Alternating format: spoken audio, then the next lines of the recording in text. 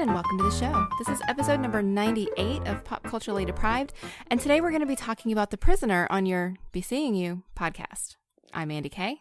And I'm Matthew Vose. This week, our guest is Abigail from the Prudence and the Crow podcast Prisoneresque, which covers The Prisoner episode by episode and is an all-round superb TV and film recommending person. Abby, welcome to the show. Thank you. Good. We talked a while ago about what sort of thing you might want to come and chat about, and it's been a little while since we did TV. We sort of aired away from it because, well, Parks and Rec took a very long time to do. But The Prisoner was your... I'm not even sure. Subject. Holy Grail? Yes. The thing you... It's my precious. It is. You gave me some other options, but you said, but really The Prisoner. Okay, if you talk to anyone else, Matthew, you will be doing it wrong. Absolutely. Which is not to say that I know all of the things, but my enthusiasm and 20 years of love for this take me some way. Okay, so this is your Buffy or Star Trek? Yes, although also Buffy, but The Prisoner, I think, is less. There are fewer podcasts, certainly. Oh, sure, yeah. So why The Prisoner? Where did this love of it come from? This came from, I think it was 1997, and I was on holiday with my now in-laws in North Wales, and my father-in-law had a very strong suggestion, which is unusual for him because he's big on sitting in the car parks while other people go to monuments. He suggested that we should go to this place called Portmeirion. We didn't know what it was. We had not thought about this. We went into this incredible sort of 6th, 8th scale pastel village, and it was magical, and everywhere there were references to a television show that I had never seen. So we bought the videos. Okay. And we went back and we watched 12 episodes, I think, that night. And then we went back the next day and bought a lot of merchandise. And that was the beginning. And I have been to Portmeirion a great many times since, where they have a channel that just shows The Prisoner 24 hours a day. Oh, amazing. Yeah. Wow, that's fantastic. Yeah. What sort of merch did you buy? I bought books, pencils, badges. I was 15, so stationery. Nice. And I think I bought the soundtrack, which I still have, which is a lovely thing. Yes, and some fan fiction. So, sorry, you said you bought the soundtrack. How many different versions of Pop Goes the Weasel was on that soundtrack? Just the one. Just the one, okay. So how did you come to it, Matthew? How did it get on the list? I think it has always been on the list. Like from the first time it got put together back in, in 2016, Mandy? I honestly don't even remember. I don't know who suggested it or where it came from. Had you heard of it was before, just Mandy? There. No, not even a little bit. Interesting. Because the thing, anytime anyone mentions The Prisoner, my thought is, oh, my dad loves that. Ah. Now, I have watched it. I have watched some of it, all of it, maybe one episode, maybe just the intro. But when I was like 10, because it used to be on, presumably ITV, Channel 3, over the weekend, and at some point I would watch it. I think they I don't think they showed it that many times, because it was really super hard to get hold of for a long time. Okay. But I think there was a time, certainly, at the early 90s when they ran through it, and I didn't really see it, but I remember my dad watching it through again, so a lot about that, but my dad was a huge fan of it, so yeah. Yeah, so I think perhaps when that airing was on, I watched some of it, because there were bits watching, and I was like, oh yeah, no, I've definitely seen this bit, I know I've seen this bit, but then others that I couldn't remember, so I have not, like, I don't have the best memory at the best of times, so I have no idea what I did and didn't watch at that point. But it is all about, like, oh yeah, my dad loves that. And I think cool. it definitely has a huge legacy. I think we'll get to that later, but certainly it does get referenced a surprisingly large amount for a one-series British-produced television show that hasn't been aired an awful lot. I think when it was on in America, it seemed to strike a chord with a very specific group of people, some of whom now make our television and others of whom I think made the internet. So, yeah. It's stayed resonant, I think, by virtue of perhaps a lot of those people. Yeah, absolutely fair. So, Mandy, you'd never heard of this. You've not watched it because it just was not even an option to watch. Yes. And I think, I mean, that's fair. not fair. That's true for me for a lot of British television. Because honestly, until like Doctor Who and Sherlock started gaining popularity in the States, I wasn't actually aware of British television at all. Ooh. I'm kind of very insulated. And so this would not have been something ever that would have been anywhere near what I would have watched. Like, I don't even know what TV channel it might have been on for me to be able to have watched it at any point in time in my life. PBS affiliate at some point, I think, had it. I read stuff about Secret Agent and also this one, and so I keep getting confused. I think one of them was on CBS here in the States, like while it was running, like its original run. Yeah. It was on in no, Canada before it was even on here, weirdly. Some episodes. Yeah. It was CBS because I read that one of the episodes didn't air. Yeah. Because CBS banned it. Yep. So yes, that it was on CBS originally. Oh. The storied history of The Prisoner. It's okay, a big history. Yeah, I'm going to give a little bit of history, and then we will get into some conversation. So, The Prisoner is a 1967 TV series. It was co-created and starred Patrick McGoohan. It ran for 17 episodes on ITV, which is Channel 3, and was at a time when English television only had 3 channels. So this was the third of the 3. McGoohan, am I saying that right? It is McGoohan, isn't it? Yeah, as far as I know, yeah. Okay. McGoohan was a force of persistence in getting the series made. He, as well as being the star, also wrote and directed several episodes. The series has long been credited as having a major impact on narrative pop culture in general, with its meta-story, depth of production, and requiring viewers to consider elements of the show differently than the norm, certainly at the time.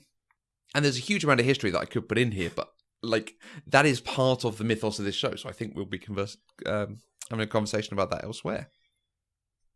So, Mandy, do you want to tell us exactly what The Prisoner's about and the synopsis and obviously the details of everything about it? Absolutely. No. So what I will do is tell you what the premise of the show is, which you will get in the opening credits if you watch it. Essentially, the main character is a secret agent who resigns from the agency that he works for in London and is planning on going on holiday and leaving town. And instead, people knock him out, kidnap him, take him to a recreation of his flat, and he is imprisoned in this idyllic village until he spills the beans on why he actually resigned, because whoever is running the village believes that he may have sold out or switched sides. And that's the opening 2.5 episodes of every episode. 2.5 minutes. Yes. Well, yeah. Except for 2, but yes. Yeah, true. Yeah, they do remind us of that backstory every time, which is pretty much the only concession to what came before. But it is such a great opening sequence. Why wouldn't you show it all the time? Yeah, absolutely. Okay. I am not a number. I am a free man.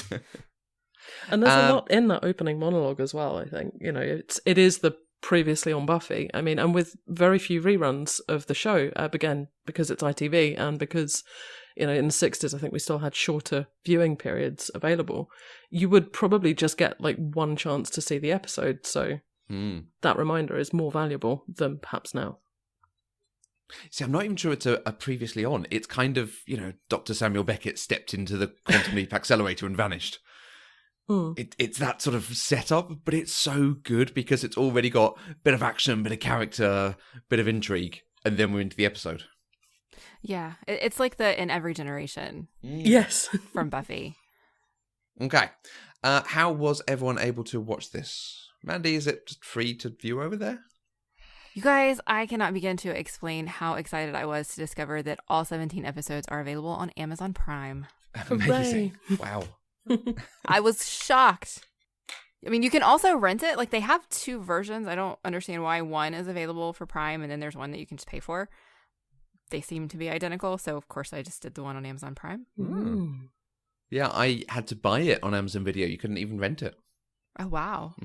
That's true. It is not massively easy to get here, and I think that's one of the reasons that it's had that sort of cult aspect to it. Is it's been very on and off in production.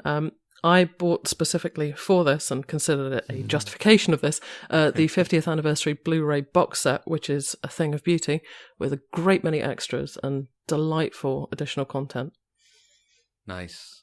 I think I'd like to see that. In the run-up to this, so I've been keeping an eye on TV listings in case anyone started showing it, having a look on eBay, saying like, okay, is it worth me just getting the DVDs instead of buying it on Amazon? And I almost did. I found one that was like £8. I thought, oh, that's worth it. It turns out there was a release, I'm not sure if it's the 50th, but maybe the 45th or something, that are DVDs of just the extras. Yes, that's true. Yes. But the person did not mention that on the listings. It was only when I was like, this is surprisingly cheap compared to normal. Let's have a look. Oh no, it's just a thing with like, here's interviews with Patrick McGoohan from 1977. Cool. I think they might have just disassembled the DVD set because that is the final disc of the earlier DVD release, which I also have. Okay. Yeah. I have a few variations, including like 3 different VHS versions. Oh, that's fantastic. Right, Mandy, had you seen Patrick McGoohan in anything else? Absolutely not. Okay. Not even that one where he is the king of something. Oh, I've forgotten which film. Which is the film where he's the king of something?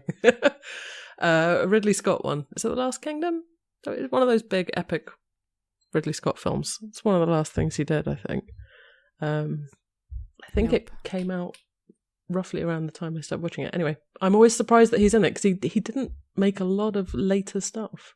Well, yeah, it says his last thing was Treasure Planet as a voice. Yeah, no, he was in Braveheart and A Time to Kill. It's in Braveheart. Kings and Desperate Men. Wait, he was in Braveheart and A Time to Kill? He was Longshanks, King Edward I.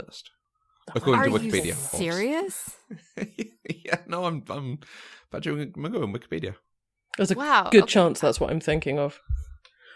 Like something particularly famous. Time to Kill, Judge Omar Noose. Mm-hmm. Holy freaking crap, are you serious? We just did that movie on SF Pop. And I had no idea. Holy crap. Okay, my mind just exploded. I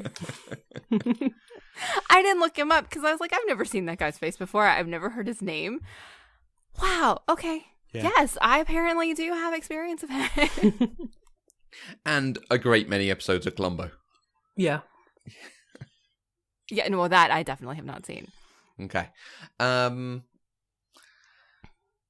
see, there is similar material. I think that's part of the conversation, is the fact that The Prisoner, at the time, there was no similar material, but since it is almost the blueprint for similar material, so I might skip over that.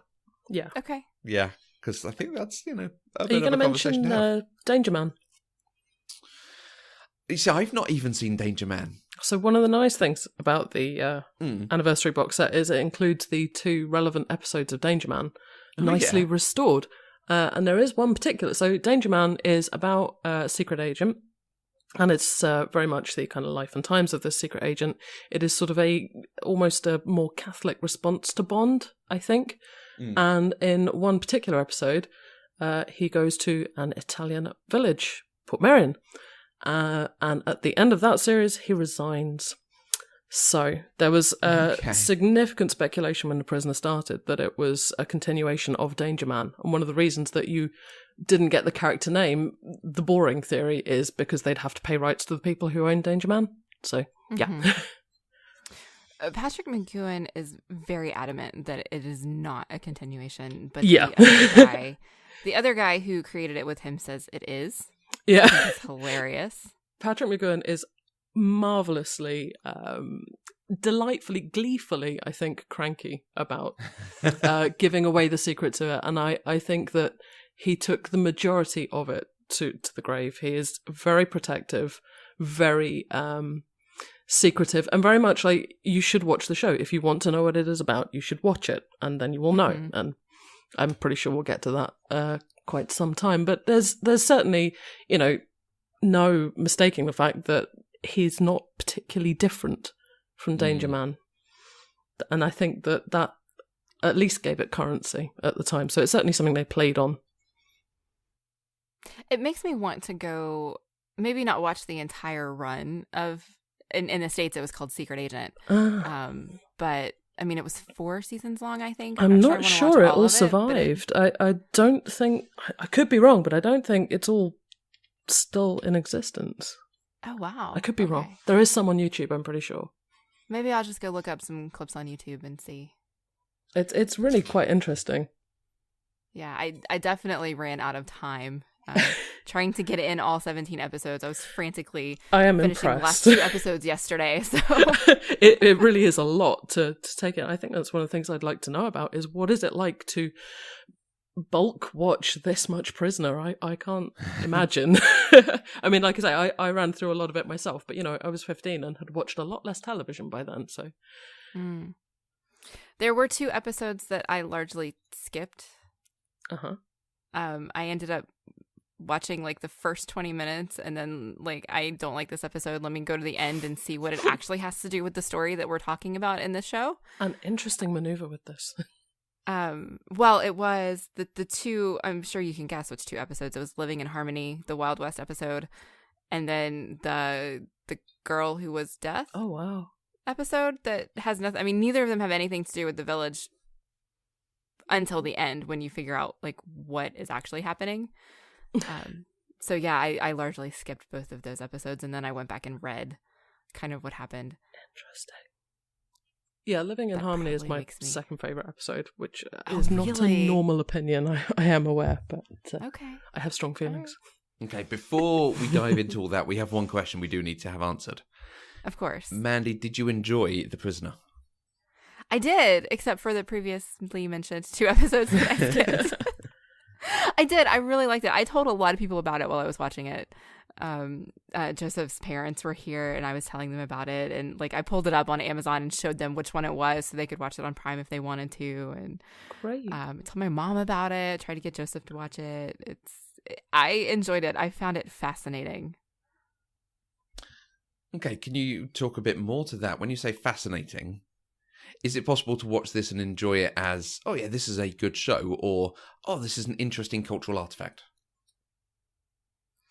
I didn't know the impact that this show had on pop culture, and so I was watching it solely for what it was. Okay. Like it was presented to me as a show from the 1960s, and that's how I watched it. And so I enjoyed it, I think, for what it was supposed to be at the time. So I honestly think it's a good show. It had a good premise. It was delightfully wacky, slightly surreal and absurd at times, but enjoyable nonetheless. I think a lot of that speaks to the quality of it. It really does still hold up in a lot of ways. Like, it is interesting. And partially because there are so many questions. Like, we like TV like that. Mm-hmm. It definitely felt like a precursor to a lot of the TV that we have now. But I didn't really get that feeling while I was watching it. Okay. If that makes sense. Okay. I went into it very apprehensive because I tend to not enjoy things from the 50s or 60s, as we've talked about extensively on this show. Why haven't I watched a lot of things? It's because they're old, and so I was a bit apprehensive, and it was definitely, I mean, you could look at it and tell it was made in the 60s, but it was also made really, really well. And I would encourage anybody who hasn't seen it to watch it. I'm so pleased to hear that. Abby, can I ask the same questions, but can you cast your mind back to when you first watched it that first time in the late 90s? Like, how did it appeal to you at that time? Did you love it? Were you just intrigued? I absolutely, instantly, utterly adored it. Okay. I knew I was going to from the moment I was in the village. I had never been anywhere like that. I don't think I'd ever left the UK at that point. Okay. And it was one of the first times I'd ever been somewhere completely separate. It's such an odd little place to be. And you really do have, it's exactly as it is in The Prisoner. Very little has changed. And you do have that beautiful estuary, which is incredibly quiet. And we went there. It was raining. There were very few people there. There was something of a prisoner renaissance here during the Britpop years.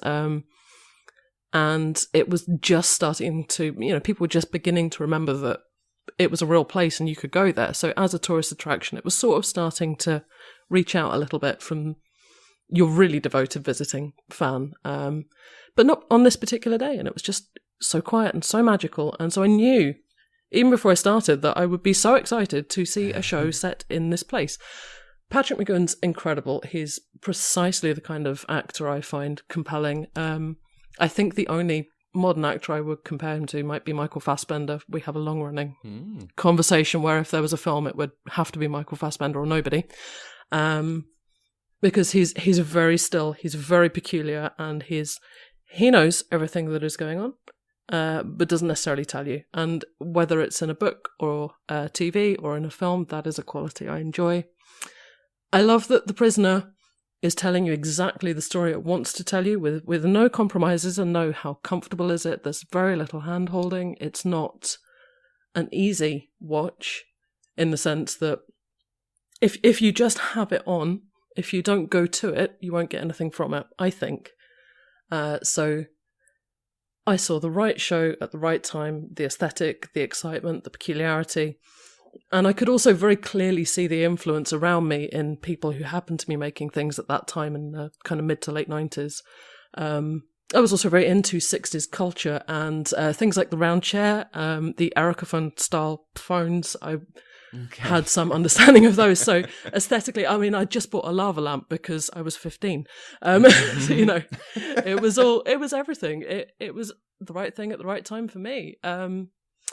And because I could see it being referenced around me, I felt very kind of in on the conversation. One of my favourite bands released a concept album in 1998, so I just really got into this show.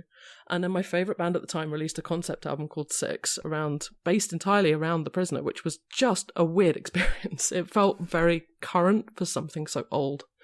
So when I found out that American television, you know, by the time I started watching Lost and looking at Smoke Monster and so on, and seeing that had had an influence over there as well, and in the early days of the internet and the early forums and IRC and all of that kind of the early online incarnation of the Prisoner fan club, that whole very kind and very present fandom, all of these things were just right there, right then. So whilst it was only about 30 years old then, it was already feeling current and exciting again, and like it was something I should be participating in. I'm not sure what the original question was now. I feel like I might have come away from that. Well, an extension to that question, and I know you don't have a frame of reference for this. Does it make it different watching it having been to Portmeirion? For me, yes. Okay. For me. And I think it's something I've talked a lot about with Pegs for our podcast. She's very keen on like looking at how the show uses the environment. So, you know, he'll go down a hill and then come out at the top of the hill, you know, the way it's all cut together, the way it works. And the way it kind of reflects Clough Williams-Ellis, who built the village, his concept of it as well. I think it really works with the space in a way that I have not seen many places do that. So sometimes when the show takes place outside the village, I find that a little more jarring to come back to now than I did originally. I think originally I was so on a roll with it, sort of led through my understanding of the village, that I think I coasted through those episodes that aren't set precisely in it. Whereas now I find it a little bit stranger that it does kind of move away. In terms of watching it and looking at how it's put together, I had that exact same reaction when he gets back to London. As soon as he's in London, I'm like, oh, okay, so that's Marble Arch, so now he's here. Okay, so that statue. Okay, so that's down the road from.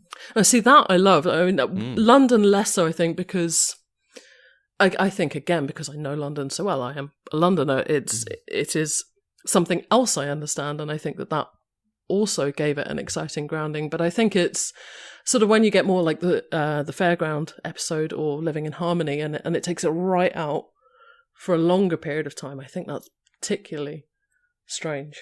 Okay, so the pop culture conversation is the big one. We all like this show, and just put my hand up, I like this show as well. It's great fun. Oh, good. Good. Mandy, you've put together a great list of pop culture, so do you want to talk a little bit to the impact of The Prisoner? Yeah, I was absolutely floored when I started, because you guys know that I wait until after I've seen something to start Googling it. Because I don't want to be spoiled. I want to go into it blind. The only thing I Googled while I was watching it was the trampoline wrestling sport. And so I had no idea that this was the foundation for so many of the things that we love today. We wouldn't have Twin Peaks if this show had never aired. Lost was so hugely, that's not a word, was so hugely inspired by The Prisoner. Abby, you mentioned the smoke monster. That was directly inspired by The Rover. And I was reading a book, or pages from a book, that just went over and over so many different references that are embedded in Lost that came directly from The Prisoner. J.J. Abrams is a huge fan, and he put references to it in Alias as well. And God, the big one for me is Joss Whedon was a huge fan, and he has gone on record and said that number 6 is the best television character of all time. And there were references in Buffy that I would never have known came from anything. I thought they were just out of Joss's mind. At the end of the season 2 episode Halloween, when Ethan Rayne leaves the shop, he leaves a note behind, and the note just says, "Be seeing you." When that aired here, I literally screamed. I was so excited. I could not believe that my favourite show now is referencing my favourite ever show. What? So exciting. Oh, that's fantastic. Yeah, I probably, if I had known, I would have been just as excited. And then in season 4, there's an episode called The Initiative, which is the first time we see inside the hangar. And there are these 2 giant white balls that look like the rover just hanging in there. And the original name of that episode was Secret Agent Man, which is a direct reference to Danger Man. Because I did not know that. Secret Agent here. And I think that's fantastic. Battlestar Galactica, which is actually the show that inspired me to start this podcast. The Cylon number 6 was named after number 6. The Simpsons, I've never watched The Simpsons, but I was astounded at the sheer list of references that they had for The Prisoner. McGowan actually was in an episode as number 6 at some point. Oh, that's fantastic. I saw, I didn't actually click play, but I saw a screen grab of Homer on a raft that looked exactly like the raft that number 6 had built. Yeah. Even Pinky and the Brain had a 3-arc story based on The Prisoner. Really? Like, yes. Wow. I was completely shocked by that one. SpongeBob has had references to it. The Archers has done it. DC Comics, Hercules, the Kevin Sorbo show, Hercules has referenced it. Fringe, Babylon 5, Doctor Who, Ready Player One even. And I didn't even pick up on this. I've read the book. I've seen the movie twice. And the fact that the villains give up their names to become numbers and they're called Sixers. Yeah. Like, it didn't even occur to me that would be a reference to this. And it just blows my mind that this television show that I had no idea existed is directly responsible for so many of the things that I love now. Yeah, so very much I think people referencing it, for me, it speaks to the fact they want to kind of show, I have learned from this thing. Because for me, over and above all of the, okay, cool, seeing this thing in Buffy, this thing in Doctor Who is awesome. The impact it has on narrative storytelling is probably the most interesting bit. Like, without this, we don't have the Twilight Zone. We don't have a lot of modern TV. And there's kind of 3 things that particularly for me follow on. I mean, very clearly, J.J. Abrams was a huge fan. And Lost, exactly like you're saying. There is a lot that, like, okay, he's kind of just lifted that and copied it in homage. Let's give him a break for that. But even Alias, there is a lot about this show that I was watching, like, oh, this is exactly like that episode in Alias where suddenly they turned it and did something different. Oh, this is like the way they did that. Like, J.J. Abrams, I think, learned from this about how to tell kind of long stories that kept people interested. I think so. I think perhaps he should have learned keep them wanting more. But, maybe a discussion for another podcast. But more recently, Westworld is the one. I think the fact that Westworld does all of its storytelling without giving you any answers, and every story is an interesting character piece, and then eventually you have to put it together yourself. Like, even the end of that first season, it does not really tell you what the Man in Black is and his link to the other things we've seen that are linked to that, without wanting to spoil if no one's seen it. Right. But I think you can almost draw a direct line from this to some 80s shows, but particularly the people who would have seen this growing up, and then, like you said at the beginning, Abby, people getting to make TV now, people getting to make Alias, Lost, Westworld, and so on. I feel like it opened the can of possibility of a different kind of viewing experience from all of the other narrative experiences. And I do think it was an outlier of a show for a long time. And it's, when things become a cult thing for a long period of time, and I don't even know if that's something that can happen in this day and age, where all the fans of something, no matter how small, can all find each other simultaneously. The Prisoner fandom was fostered over a really deep desire to just enjoy the conversation about the show and the investigation into the details. I mean, the details, the story of the making of the show is still something that is fascinating, even to people who've been fascinated by the same thing for 30 years. It never stops being fascinating, because it's such an open book of a story. And I also think that, so watching it back to do this podcast and my own, in this time that we're living in this day and age, watching it back is a really different experience from watching it 5 years ago, 10 years ago, 15 and 20. And I feel that it has, because it doesn't limit itself too much, it keeps itself so open, it can continually be relevant. So as people came to this cult show and saw the references, there was a new flock when Lost. You remember when Damon Lindelof and Carlton Cuse used to do their Lost podcast? I remember them talking about it on that a lot, and there was kind of a new pull into the Prisoner fandom all over again. Okay. You go to Portmeirion and there would be a lot more Americans than there had been, and you would find that just gently opening up. It's a really evolved fandom, which I think has allowed it to be influential without necessarily having to be kind of direct referencing it. It opens your mind as to a different possibility. It's a very 1960s thing in that way. It's kind of horizon expanding rather than just kind of, here's this really cool character that you could write about.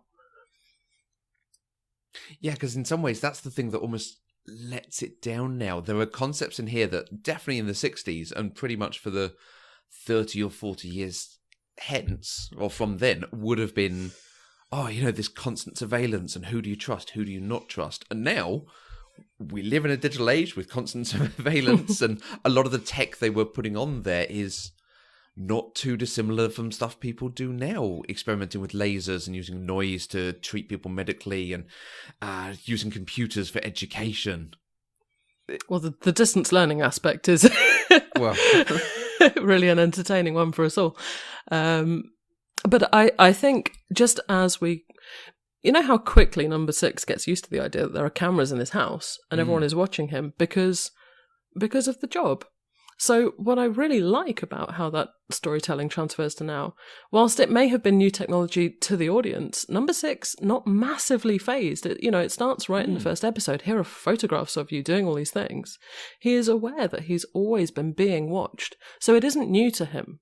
But it's where do you go from there? When you know that you're always being watched, when you have a secret and you're always being watched, what do you do with that? And I think that is a question that is still really exciting now. If you have a secret, even though everybody can find out everything about you, but they can't find out your motive, I think that's still relevant. Yeah, the only thing that he had that was really his in the whole story was himself, his mind. And that was the one thing that they tried so hard to get into and to break. Yeah, he didn't even have his own name. Right. Or use it. But he... Yeah, there's that one thing that for all the technology, they still can't see. And I don't think that you would need to change any element of that story technologically for it to work. And I think for something that's this old now, I think that's remarkable, given how technologically focused it is, for that not have dated. And I really don't think it has. I think is just remarkable. I quite like... that this is kind of the best place for him to go to. The structure of pretty much every episode is they come up with a scheme. The new Number 2 comes up with a scheme to get this secret from him, and they enact it, and it possibly works, but he is such a miracle of a man, he is able to overcome and defeat them. And you get a real sense that he's enjoying it. Like, all their efforts and this kind of scheming game, move and counter move stuff is exactly what he's good at and what he's there for. I think if this was remade, if we had Michael Fassbender as number 6 in a new version, you'd have to see a lot more of internal struggle, a lot more of him trying to adapt to it and understand it, because I think we need to empathise and emote with him a lot more. Whereas certainly in this period and in this sort of style of TV, it is just great to watch such a capable man be awesome on TV. See, I don't think really, I mean, much as I talk about the idea, and I know Patrick McGoohan thought about doing a film at various points, I don't think there's any more that you can add, and I think that The Prisoner is already stretched beyond original intent. I don't think a retelling would improve it, and I mean, I'm sure we'll get to this a bit more with some of the other things coming up, but I don't think more conversation and more empathy with number 6 would make it a better show. For me, it would have to be a different sort of character to work as a modern show. In which case, why not make a new show? Well, absolutely, but there is always the temptation to trade on a beloved fandom. Because this apparently had huge viewing figures. Like, everyone was waiting for that finale to see what happened. Like, to hear my dad tell the story, as the pub was empty and then the pub was full. That's, no more British way of describing 6's television than that. Yeah. It's like this was a proper event that a lot of people saw. Yeah. And I think that's part of why it's had such an impact. I remember them comparing. You remember how the Lost finale was the first worldwide simultaneous airing? And I remember that being talked about with reference to the finale of The Prisoner. That finale feeling. Hadn't necessarily been experienced since. And you can argue that one, I think, but yeah. Yeah, I think in terms of a television program, it's so rare, isn't it? Only sport and, like, royal weddings. One of the things that I actually wanted to bring up, this is not in the outline. I kept feeling like this show is a little bit like Firefly in some ways, because it looked to me like one, and this was later confirmed when I did a little bit of reading, it was not filmed and produced in the order that it was aired. No. And I don't think it completely aired in the order that it was intended to. Nope. And I find that fascinating. And I'm wondering if my experience of it would have been different if I had seen it as Patrick McGoohan, however you say his name, intended. Because part of it for me, I felt very much like, with the exception of a few of the episodes at the beginning and then the last 2, all of the middle episodes felt very interchangeable to me. Like, you could have just plopped them in and out wherever. But at the same time, there was a definite tonal shift between the first half and the latter half, even leading into that final episode, where we finally kind of picked back up on that whole story. I mean, there were several episodes in the middle that didn't even address why he resigned and number 2 trying to break him. They were just there for filler. So that is exactly what they are. So I think originally they wanted, the precise number evades me, I think it was 11 episodes, and the final episode was what became the penultimate episode. And ITV tried to push Patrick McGoohan into a second season, and earlier when they were saying that J.J. Abrams could have learnt the lesson about tell a shorter story, Patrick McGoohan was very keen not to overdo this. He said, there is only so much story here, and I know it, I know what the story is, but it's not that long, and I want to do one season and have it finished. And they bargained him through to 17 episodes instead of the 22 that ITV wanted and the 11 that he wanted. And you do get these slightly more externally written episodes. There's one where Patrick McGoohan's away filming Ice Station Zebra, I think. Yeah. And he's barely present, and that's a particularly different episode, which almost kind of takes advantage of his absence to try and give you more character context, which is particularly interesting to me. And yeah, they are literally filler episodes, which aren't necessarily contributing to the overall arc. But when you were watching it week on week, it was just filling the gap, keeping the conversation rolling, pulling you through towards that finale. There's a lot of conversation about the order in which you should watch them. There are multiple suggested different orders depending on what you want from it. I think American television had one order. Japanese television did something completely different. There are various different orders on box sets and all sorts of things, which can be really confusing. If I had one set of videos that had them in a completely different order, which gave me a very different timeline through watching things. And so when I try and refer to something from episode 3, I'm now slightly lost as to which 3 it is. As I think I said to Matthew, which do we know which order Mandy's going to have? Because America used to have a different canon order of things, but I believe Amazon has stratified that a bit. So, yeah, I think we all got the same one in the end. But it is a really interesting conversation. Yeah, because afterwards I realized I had noticed that there were a few number 2s that came back more than once. The first one and the last one were essentially the same, with the Leo McKern, I think was his name. Yeah. And then there was one in the middle who was in 2 episodes as number 2. They were not 2 episodes in a row. Apparently they were filmed in a row. And I remember being confused because that seemed so not out of character, but kind of out of place, because they had gone through so much effort to have a new number 2 in every episode, and then to have one come back but not address that he had been there before. And there's a lot of kind of discontinuity in the episodes. There'll be bits where they reference something that you haven't seen yet, I'm pretty sure. Or halfway through they're still saying he's new in the village. Yes. Or when in The Chimes of Big Ben, they say he's been gone for months, and you think, well, this is episode 2. But then by the time you get to episode 3, he's only been there a couple of weeks. In the scheme of things, I don't know if it matters, because the linear thread is... Because the character doesn't change that much. The arc is not as pronounced as it might be in other shows. So whilst I think the convenience of like you say, if you're going to have the same number 2 in 2 episodes, it would be best to mention that and to kind of pick that up. But I think The Prisoner kind of skips out on that sort of convenience entirely, and because it makes such disregard of that, I think in a way it sort of signposts you to the fact that it's also going to do that narratively. I think at least it is consistently inconsistent. I would agree with that.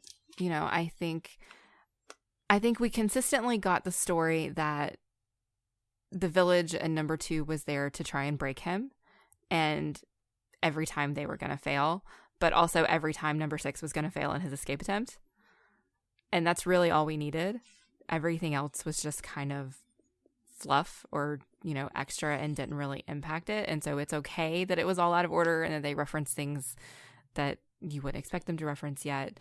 I don't think it negatively impacted my viewing of it at all. It was just something I noticed. And it's most recent... Yeah, and that's why it made me think of Firefly, because Firefly was very much the same. I don't think I knew that about Firefly, but it does explain perhaps why, a different podcast, but maybe why I found that more complicated to get to grips with than I'd expected.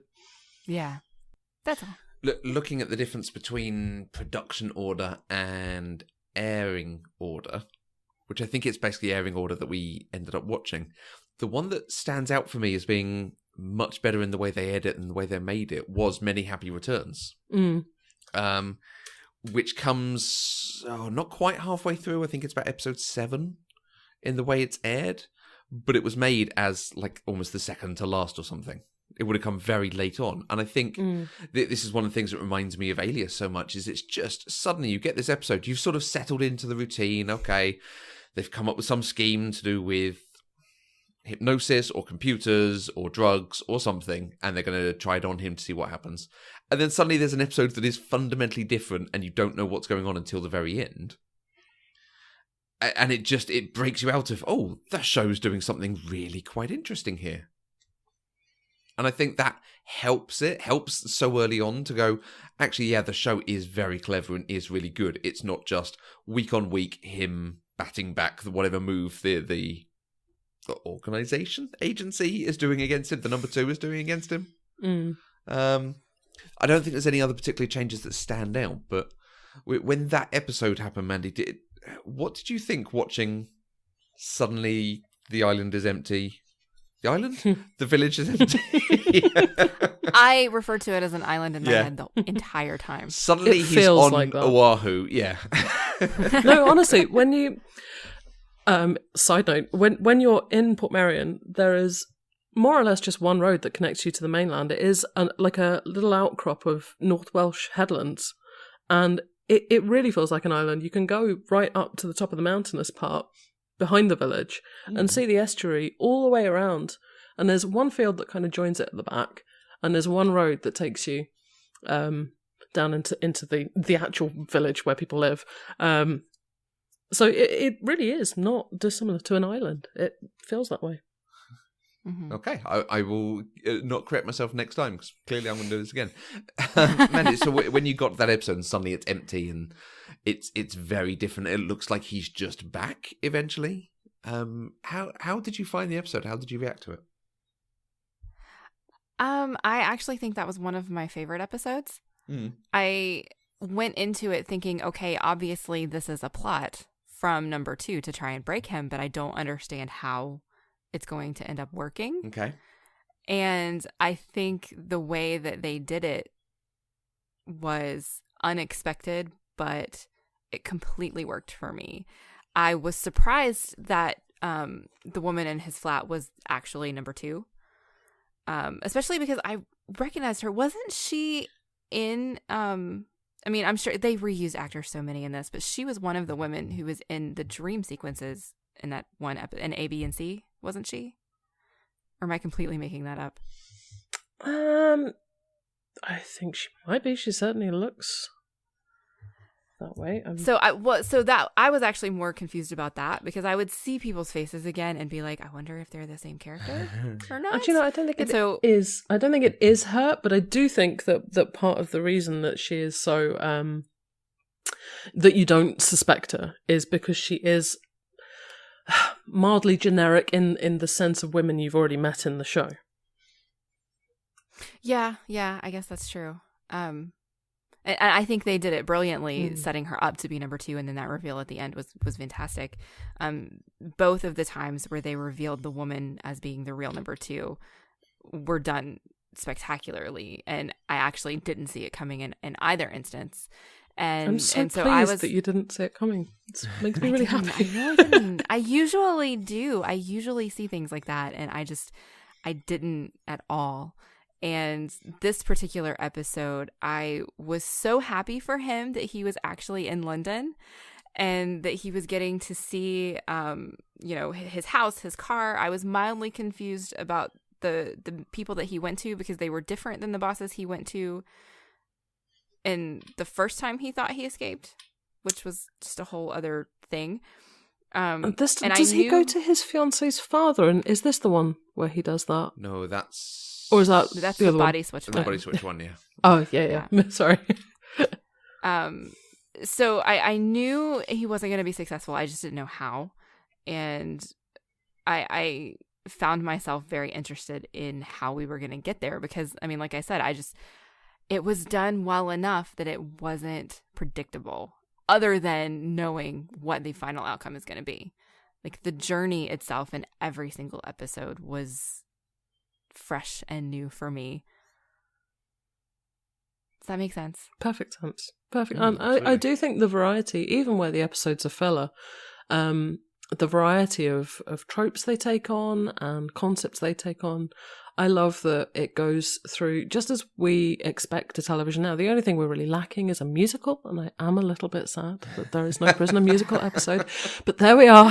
Maybe we can revamp the show as a musical. That's possibly he the doesn't thing we dance need. though. No, but everybody else does. With the umbrellas, I can see it now. But this is a good point to talk about the women of the show. Yes. It's very interesting for the 60s. There is very little male gaze. And I think where it exists, it's because we're in the point of view of a character who would do that because they're a bit skeevy. I'm thinking particularly the girl who was death. We have that a couple of times, but it's, weird guys on a cricket village green. I I have some real content to bring to that. Yeah, go on. So Patrick McGoohan is fairly famous for his dislike of sex and violence on television. The violence part, I think, we'll come to in a bit, which is an interesting consideration. But he was absolutely adamant that he didn't want number 6 to be the Bond character in the sense of a womanizer. He wanted that character to encounter women as he would everybody else. He has, I think, aspects of the kind of gentlemanliness that we might expect, but not significantly more so. You know, it's never over and above. You know, it's not so much so that he would like plaudits for it. But there's a really interesting part in one of the earliest episodes where there was a suggestion that he might, in the script, there was a suggestion that he might be attracted to a woman there. And Patrick McGoohan was so adamant that this would not be the case that he cast his daughter to play this woman so that there would not be a chance of that being read into it.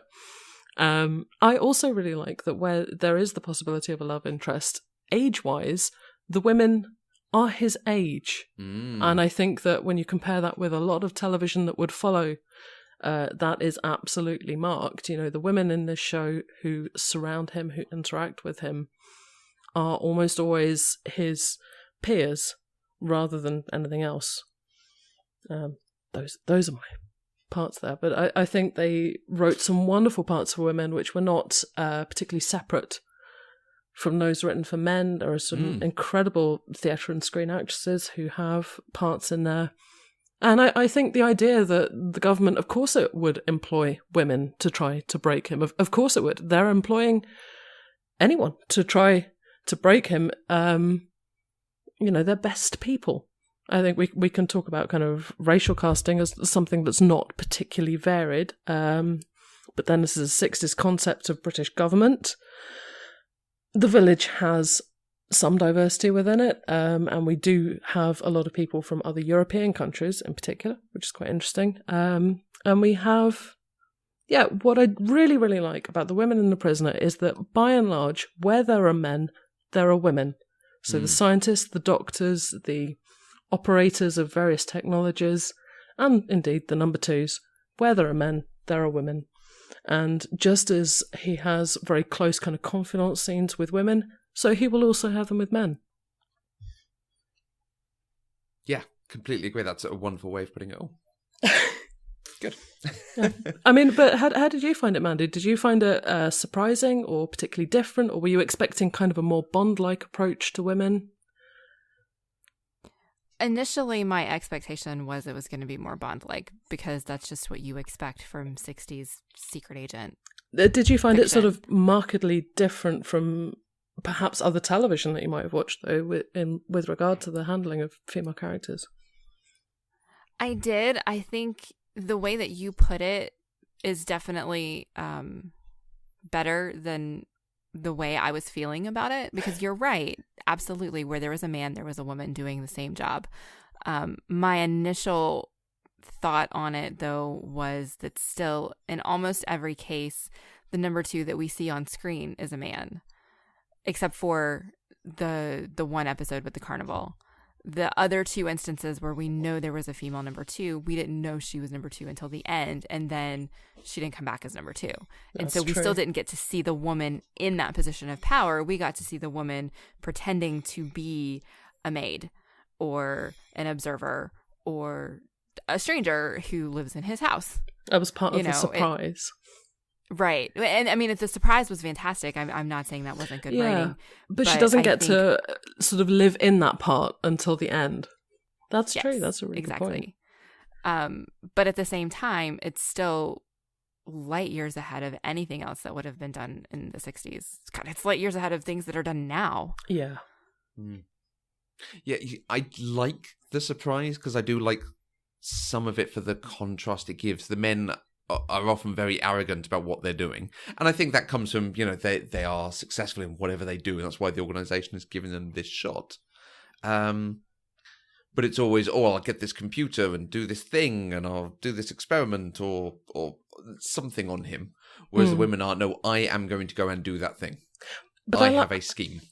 I do like that it is rarely, and again, it's McGowan's influence, it's rarely sexually orientated. Absolutely, yeah. And I think also, even in the earlier episodes, I always think it's really interesting watching the scenes where he is angry with women, because I think there are very few men who can act it in that way that is so neutral. I find it really interesting to watch where he is demanding information from the woman who is his maid. I think it's in the very first episode. And he is simply furious, but he is not sexually aggressive. He doesn't make aggressive moves based on her gender. He doesn't try to overpower her.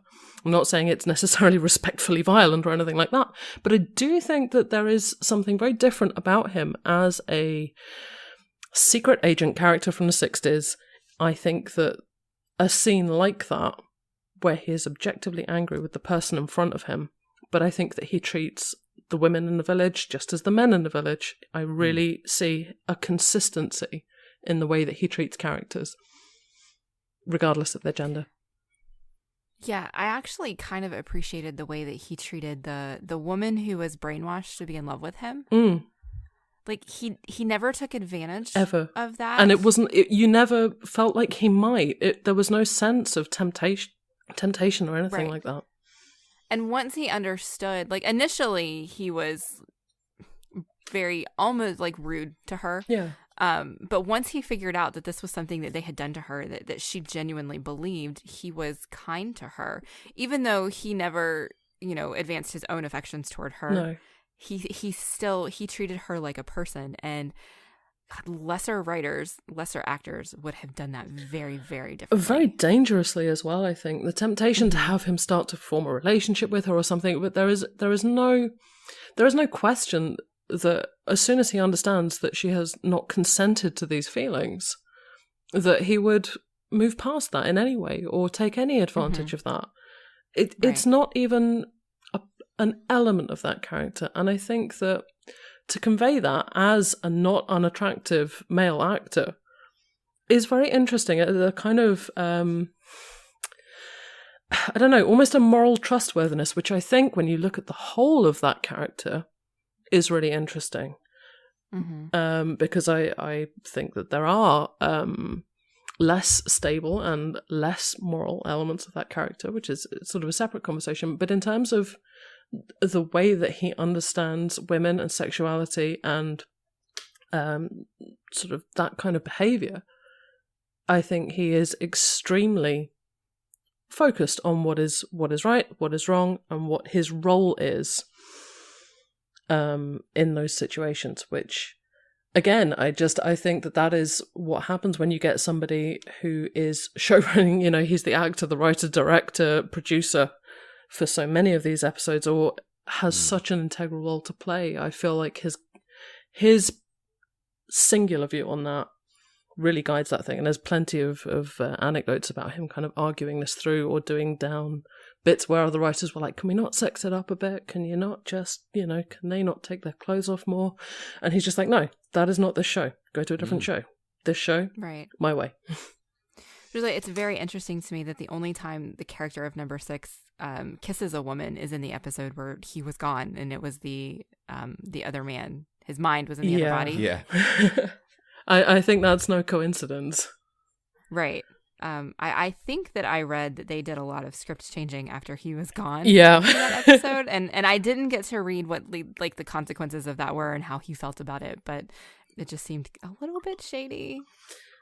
I think it's really interesting. I must say though, I think the performance, and I forget the actor's name, but I do think the performance is remarkable, and I love a body swap episode. Like, I love that. And this is one of my very favourite examples. Apart from the Buffy and Faith one, I think this is the one. Like, the guy who does it is just, he's remarkable. I love it. Yeah, it was fantastic. I never once was watching him on the screen not saying that's number 6. Right, exactly. Like, he just was. Yeah. Somehow, it's a really interesting thing because, in a way, he's a mildly generic-looking other actor, but he's done his homework, and such is the performance that I think it really comes through. Yeah, I think it really helps that the other actor is built and looks so different to Patrick McGowan. It would have been easy to have someone else who was just suave in a suit.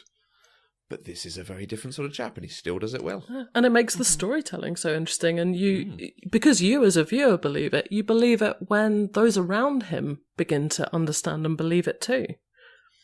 Yeah. So now, I mean, you mentioned Body Swap and Buffy and Faith, and so now I'm also thinking about other things that both shows have done, and of course I'm thinking of the Doppelganger, when we had the episode number 6 and number 12, and of course Buffy had Willow and Vamp Willow, and my brain is happy when I get to think about these two things at the same time. It's so worth it. It's so worth guiding your sort of thoughts through that, because I don't think it's an accident. Right. Yeah, even more than that, it puts me in mind of the Xander split episode, the good Xander and bad Xander. Oh, yeah. And that's the sort of thing we see a couple of times in this, is trying to be like, okay, there's actually two aspects to him, and what are we seeing, and what's going on? Mm-hmm. Yeah. I mean, while we're looking at the kind of different episodes, are there any more episodes that either of you would like to pick out from kind of the general run before we get into sort of the home straight of the episodes? Is there anything else that kind of really stands out for you as particularly engaging? I was going to mention Many Happy Returns as being my favorite episode, just largely in part because I think for the first 20 minutes, number 6 didn't say a word, and it was still completely compelling. Yeah. No, it was still completely compelling. Absolutely. And I loved it. Like his facial expressions, the way that he moves his body, just everything about it. And for it to still work so well. I think that's why I really liked that one. And just from a more storied perspective, I think my favorite episode was, God, I cannot remember which one, what the name of it was. But it was the one where basically he spent the whole time playing number 2. Like, he knew that they were watching him. It was the one where he went and got the 6 records and just listened to them because he knew they would think it was weird. And he did the blank sheets of paper and all of that stuff. It was fantastic just watching him because he had the smirk on his face the entire time because he knew he was just doing it to just, try to break number 2. Up. Yeah, so Hammer into Anvil, I think, is probably my favourite. And I think that's partially because it has this... It's one of the only ones where we see he is having a reaction to what they're putting him through.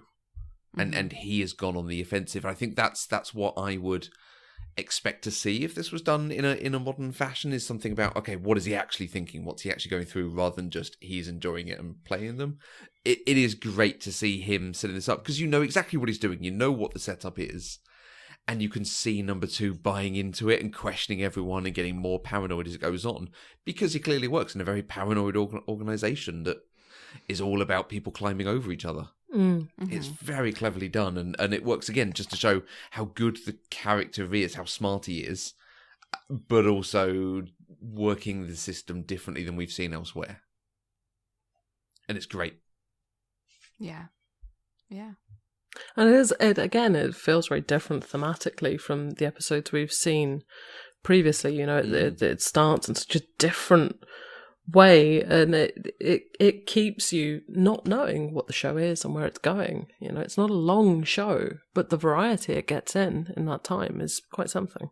And I will say, I did enjoy The Girl Who Was Death, but I think part of that is because she puns all the way through it. And that really does appeal to me. I love a good pun. But I do want to say as well, Mandy, I'm so pleased to hear you kind of highlight Many Happy Returns, because I do sometimes, when I think about what people take from The Prisoner, I think that they miss something like television with no script for such a huge period of time. I think it is really beautiful, remarkable television. And the kind of thing that you can sort of almost feel the network going, sorry, did you know... I can't hear anything, and they're like, yes, this is a design, this is a plan, and I think it's really beautiful. It's the episode I probably remember most clearly as well. I think you almost get more out of number 6 in that episode than you do in all the other episodes, because you see what happens when there are no external influences, literally. I think it's a really interesting one in that way. So I'm so pleased that you found that. Yeah, I think for me, that episode also had a higher level of emotional investment in it, because that's the one where he's actually out of the village. And he really believes it. Actually in London, and he's actually in a plane looking for the village. He is trying to take this place down. He finally escaped. But of course, they have eyes everywhere, and they were there, and they sent him right back in, and it was just heartbreaking that he got sent right back in. But to see his reaction to it, he was just so resigned to it. Like, he wasn't surprised. He just kind of accepted it and was like, okay, well, I'll do another one tomorrow. When you were watching the start of the episode, what did you think had happened when the village was empty? Did you think it was something external, or did you think it was another plan? No, I thought it was a plan from the beginning. But I didn't know how it was going to play out. And part of it was because I already didn't trust the men that he went to because of was it episode 2 where he escapes with Nadia? Yeah. And he thinks he's in London, but he's not. He chimes a big band. So he's already gone to people that he worked for, and they've already shown that they're in on it too. And so part of my frustration in Many Happy Returns was, why are you trusting any of these people? Because you already know you can't trust anybody. But the fact that he still felt like he could, and that he's still very human, and that one for me, I think, was just the most emotional episode. Cool. I'm weird, I know. No, not at all. No, I think that's the nice thing about the show as well. It has that variety. So depending on what kind of episode you like, there'll be one for you. Yeah. It almost writes the list of episode types in a way. It gives you the list of options from which everything that comes afterwards will choose throughout the run of their series. So, where you do have these kind of standout types of episode, you already maybe have a framework, whether it's from Buffy or Firefly or any other kind of show that's come afterwards. You have an understanding of what that episode might look like, and whatever your understanding of what an episode of television might be, in some way, The Prisoner is likely going to subvert that. So there'll be a hook for everyone. Yeah, definitely. Abby, do you have a favourite episode? I do. I really do. My real favourite episode, my textbook favourite episode, is Once Upon a Time, about which I'll talk in a second. Okay. But my Hi, I'm 15, and have you seen Alexis Canna? My favourite episode is A Living in Harmony. Because it's something else. Because they took the whole show and they put it in a stable and they made it something else. And I grew up on my dad's VHS recordings of Clint Eastwood films and westerns and that sort of literature. I also have a wider theory of The Prisoner and what's actually happening. And the way Living in Harmony fits into this particular theory, which I have discussed for the podcast we're doing. I've never actually said to anyone else, but the way it fits into my particular theory really delights me, and I am just so fond of that episode and how it translates what The Prisoner is into something completely separate, into really full-on Americana, something else, a different structure of hierarchy, patriarchy, and the idea of the sheriff as opposed to, the number 2, the way that episode fits together is it's so odd, it's so different, it's so jarring. I find it very exciting. The fact that Alexis kind of comes back in the finale, which I should point out was my Halloween costume 1998. I still have the shirt. Please tell me you have pictures. I don't, alas. I wish I did. Yeah. Pegs went as a vampire and I went as number 48. So, by the way, The Prisoner, great Halloween costume. Just make a badge. It's fine. Pick a number. You're done. Take an umbrella. You're sorted. Yeah, absolutely. It's the easiest. I've been there a few times, but number 48 was my best. I had the hair at the time, so it's all fine. Living in Harmony, I think, is really special and unusual and exciting. But Once Upon a Time is two-hander. I think it is a masterpiece. I think Patrick McGoohan was a really acclaimed theatre actor. When I've been looking through sort of Wikipedia and stuff, apparently Orson Welles said that it was a great loss to theatre that he'd gone to television. I'd seen little bits of his Shakespeare and sort of theatrical performances, and apparently he was just remarkable, incredible on stage. And when you watch Once Upon a Time, I think you can see that. I think Leo McKern is astonishing. I think it is, it's the whole Pop Goes the Weasel. It is sinister, it is weird, and it goes to every place where, even in the show itself, up until that point, we've pulled back. It takes you through all these things. It takes you through the most bizarre role play.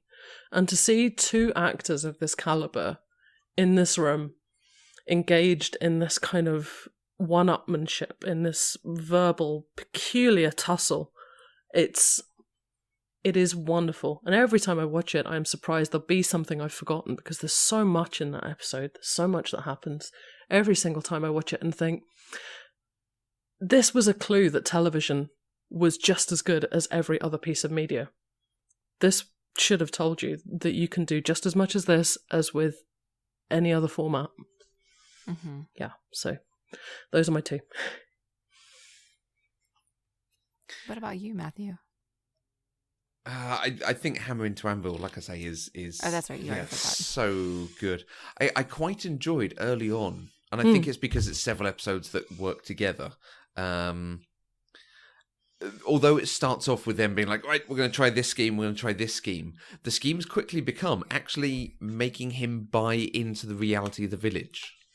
Oh, interesting. Which makes it much more interesting for me, because it's not like he's fighting against it of always like, I'm not number 6 and this is crazy and it can't work like this. Like the fact of, I think it might be where they make him... they take a month and make him believe he's number 10 who's going to pretend to be number 6. And then someone says to him about, my name's Moira or something. He's like, no, you have to have a number. Like they are making him have to defend it in an unusual way, which makes him buy into the reality of the village. And it's actually like, okay, there is more of a long play going on here than just one person trying to figure something out. It's like, okay, let's do this in increments. Let's make him believe this. Let's make him believe this. And then we'll have him because he'll be into it. Can we talk about how you both feel about the long play, about the arc of the series and what you think it is about? Well, yeah, I think that was almost where it goes to. In some ways, the ending destroys any thought of him being brought into it. Of like, oh no, he knew it all. Oh, okay, cool. But I think the range, like we were saying earlier, the range of variety makes it much deeper that he doesn't quite know what's going on at any stage. He's just better than all of them and can defeat them. And you believe that of number 6? I mean, do you believe that he can defeat them? Because in the outline, yes. And I must say the part that gave me the most to discuss over breakfast this morning was the part where you referred to number 6 as a Mary Sue. And wow, did we get into that? Oh, yeah. Yeah, he's... like, there's so much of this that he is basically Bond. But even more than that, like, even in the repartee... Mandy, you made a thing about he doesn't talk in the opening of Many Happy Returns. Mm-hmm. And that's such a great character point. I think even more so than making an interesting watch... he doesn't say anything if there's nothing to say. Yes. If the game is on and there's something going, he will say the thing that stops them interrogating more, that shuts down their question or something. But if no one's around, he's not like Bruce Willis. God, if I'm not careful, I'll end up talking to myself. Ho, ho, ho. It's... But actually, that's a very, very good point. He doesn't talk with nothing for the sake of it. Mm. And the one time we see him fretting in the... on the cameras, I think is more a production point because it was actually filmed so early, but it is clearly there is something, it tells you there's something going on there. But yeah, I absolutely think he is... I think we're saying Mary Sue now because it's a term and an idea that we understand now, but the way he's written is just... he's so smooth and he's so cool and no one can get past anything. Oh, and he gets into a fight with 2 guys, but he can take them down really easily. Oh, he's got to have a trampoline kung fu game tournament. Oh, he's got to play chess. Oh, of course he can play chess. Oh, he's got to go and be pretend to be this guy playing cricket, and of course he can get to exactly the same score as that guy. Anything that they ask him to do, he can do. So I find this really, really interesting, because I think that the question here is, what is number 6's goal? Because if his goal is to, as he says at one point, escape, come back and obliterate this, it never happens. And to all intents and purposes, sure, number 6 is incredibly competent. Sure, he can do everything that's thrown at him, but he's a British public schoolboy. He's been through the system. He's been trained to do everything, which is, of course, something we certainly rely on with characters like Bond. But more than that, he's not successful. He doesn't win. I don't think.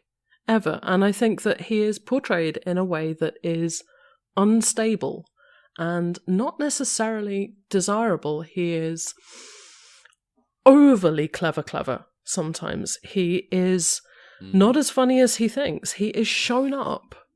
He is embarrassed sometimes, and he can be unexpectedly violent. You know, look at the way he behaves with the radio early on. You know, he is obviously broken in some ways. Something has happened to him. He has issues and he has some problems, and I think they manifest in very demonstrative ways. But most of all, I think that a Mary Sue is a character that is open to you. A Mary Sue in fanfiction is often written as a you in second person. Number 6 is not available to you. Number 6 is a complete, closed-off character who behaves in his own way and has his context, and that context is known to Patrick McGoohan, and that is that. And I think that is a really interesting thing that you brought up for me this morning, which I think explains so much of what I love about this character. That he is done. He is not available for you to self-insert. He is not a space for the audience. He's not a what would you do if you woke up in the village. Obviously, that's a conversation you can have. But what number 6 will do is based on information you as the viewer do not have and will never get. And I think that's really interesting. Yeah, I think that if this show were made today, we would know from the beginning why he resigned. Like, right. The audience would always have that answer, and we would just be watching him. And could you have a satisfactory answer? Is there any answer to that question that would make this show any better? I don't think there is. No, I don't think there is either. Matthew? I mean, I want to know, but that's just human nature. I think the very fact that he maintains that secret is what is so vital. I think it's what makes it interesting, and I think the fact that he never has an explicit, this is what it's all about, I think that's why we're still talking about it, because I think that any answer further than what we get would have placed the show in a time and space that would mean that we couldn't engage with it. But because it remains so closed, it is what it is, and it's still available to us. So I have a question for both of you. Go forth. Do you think, I mean, Abby, you've said that he doesn't win, which is obvious because he doesn't actually do what he intended to do, but the show ends with him driving off in his car. He still has access to his house. He's back in London. Do you think he is free? No. Absolutely not. And as I say, I have a main idea about what the show is and kind of a secondary idea about what I would want for him, were that not the case. In every regard, I don't think it's a happy ending. I don't think it's indicative of freedom of any kind. I do quite like seeing them going down the open road. That is fun, but no. Is it a better ending than him just staying in the village? I just, if it wasn't for the door, I think it'd be a terrible ending. But because of the door, it's perfect, and I'm absolutely delighted by it. And I early on when they're talking, one of the number 2s says that their aim is for the world to be more like the village. And I feel like by the time you get to the finale, you see that is at least extended to London, or in that consciousness through which we're seeing the show, it has at least extended to London, and I think that's perfect. I think the ending of The Prisoner is perfect. I am so delighted by it all the time, and I think the only thing that has come close to it, and let's skip spoilers, but I noticed it wasn't mentioned when we were talking about things that had influenced it, but the penultimate episode of The Leftovers is the most directly prisoner-based thing I've ever seen. And I was so excited by it and entertained by that episode, and I felt like it really nailed what an ending is. And I think that episode was so deeply influenced on a really pleasurable level by The Prisoner. It really got what was great about the end of the show for me.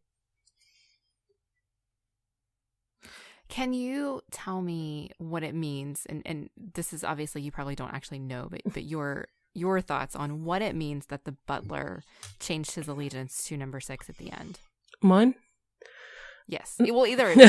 Number 6 is number 1. Number 1 consolidates his understanding of the ultimate authority to be himself. Number 6's journey is an anarchic route to individual superiority. Patrick McGoohan is very big on kind of that aspect of individual freedom and not being controlled by the state, and I think that we really see that come to fruition.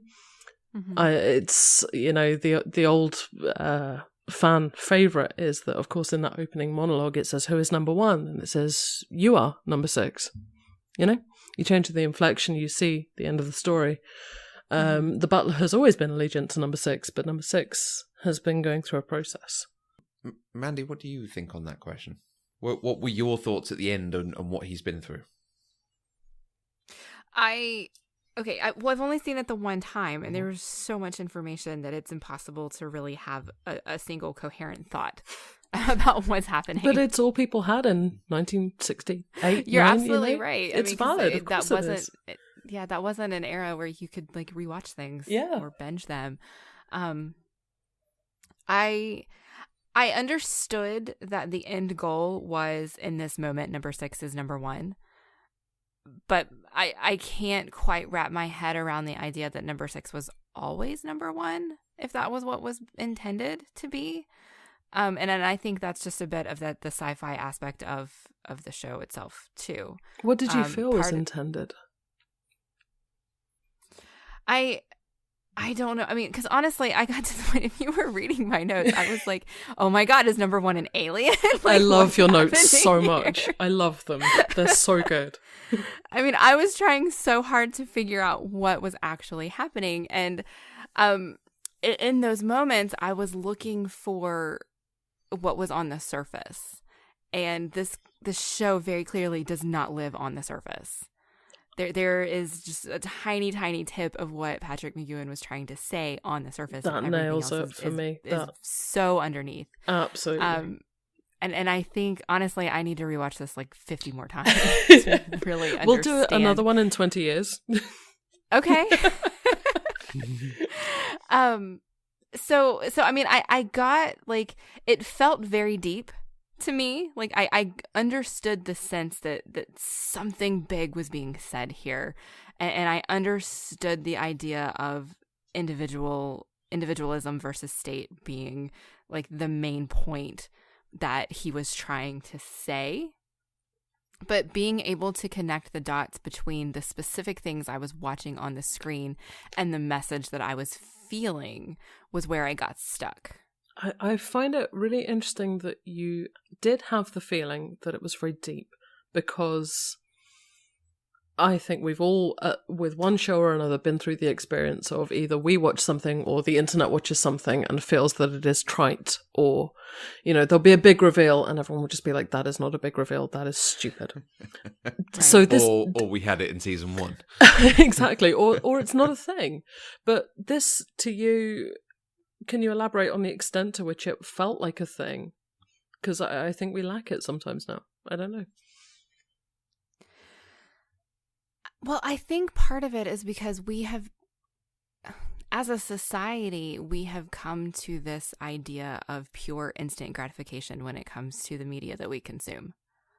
We want to know the answers, and we want to know the answers now. And that is not a thing that existed in 1967. And this is a show that was completely new for its time. You know, mixing, I think, that the sci-fi with the thriller spy stuff with the technology and actually trying to have a deep philosophical meaning all at the same time is something that hadn't been done before, and quite frankly, I don't think has been done since. and so what we would get today is, like I said, if we got this show today, we would know why he resigned up front. That would be part of that 2-minute monologue at the beginning, or not monologue, but opening sequence. You know, we would, the surprises of the special secret number 2s, the hints that would have been dropped so heavy-handed on those would be so that when you get the twist, you're like, oh, that's not a twist. That's a point. We wanted get like better the guest than that. star drip-fed into it, wouldn't you? Because a lot of these people, and again, this is one of the things that's come up when we've been doing our research, a lot of these people would have been household names, would have been big surprises or big stars in a certain sense. Right, and they went so far as to, they recorded, most of the number 2s got to dub their line on the new number 2. But there was one who did just like the generic one that anytime that you weren't supposed to know who number 2 was, they did that one. You know, and like they worked really, really hard to make it so that you didn't actually know what was going on. They wanted you to be surprised, and they wanted you to experience the journey to learn the message that he was trying There's to an awareness say, of that rather than viewer feed it to experience, us. which, sorry, I realised I talked over the end of your sentence. But you know, when totally you're listening fine. to a podcast and you think, oh my God, they totally talked over the end of the sentence, I'd like to point out my awareness there. I was just excited by the fact that there's an awareness of the audience experience of The Prisoner. And I think that, again, very much comes from Patrick McGoohan as somebody with a disturbingly forthright idea of the minutiae of the show. You know, how it should appear, what the watching of it should be like, that I don't know if you necessarily get with other things. I have another show that I would like to name drop at some point, like an If You Liked, Then You Should Watch. I don't know where I should mention that. So I only found it very recently, but on iPlayer in the UK, if you have iPlayer, you can watch Quatermass and the Pit. Matthew, I don't know if you... So that's from December 1958. And it's such early science fiction. And it is a real mystery box. I think is it 8 episodes? 6 or 8 episodes? Yeah, not many. It's really spooky. It's such an interesting show, and I think just it really helped me think about The Prisoner and the context of The Prisoner, because this was 10 years later. But Quatermass, it has a strong female scientist. It has that mystery box thing where you don't know what's going on. You don't know what's in the pit for like 6 episodes, and I think it's really interesting because we talk about sort of originality and so on, but I think it's also easy to forget that a lot of the culture from that period was taped over or lost in various ways. Early television in the UK, tape was expensive, tape was often reused, which is why every so often you get like someone in Holland who's got like 5 extra episodes of Dad's Army or something, and everyone is so happy and it's really nice, and it gets reinstalled and put on DVD, and we're all so pleased. But sometimes I think we forget. You think of something like Journey in Space, which is just this seminal radio series, which I have been a huge fan of for years and years. Where there'll be you got a spaceship and voices in space, and it will be a whole series before you find out what it is. And I think we were pretty good at drawn out mystery back in that period of time. I think visiting the media of the 50s and 60s, and particularly when you're heading around the golden age of sci-fi, I think that sometimes the prisoner is not as revolutionary as it feels, but the fact that it survives so intact and so representative of one person's vision. You know, when we talk about Patrick McGowan as a really early example of the showrunner, somebody who is driving through his idea of his story, I think that's one of the things that kind of separates it out. But if you put it in a wider cultural context, you know, we're not far from 2001 Space Odyssey, but we're also not far from Bond. So when you start to mix all of those things together, The Prisoner can look a little bit like a greatest hits of 1967. I think that's interesting to think about too. So.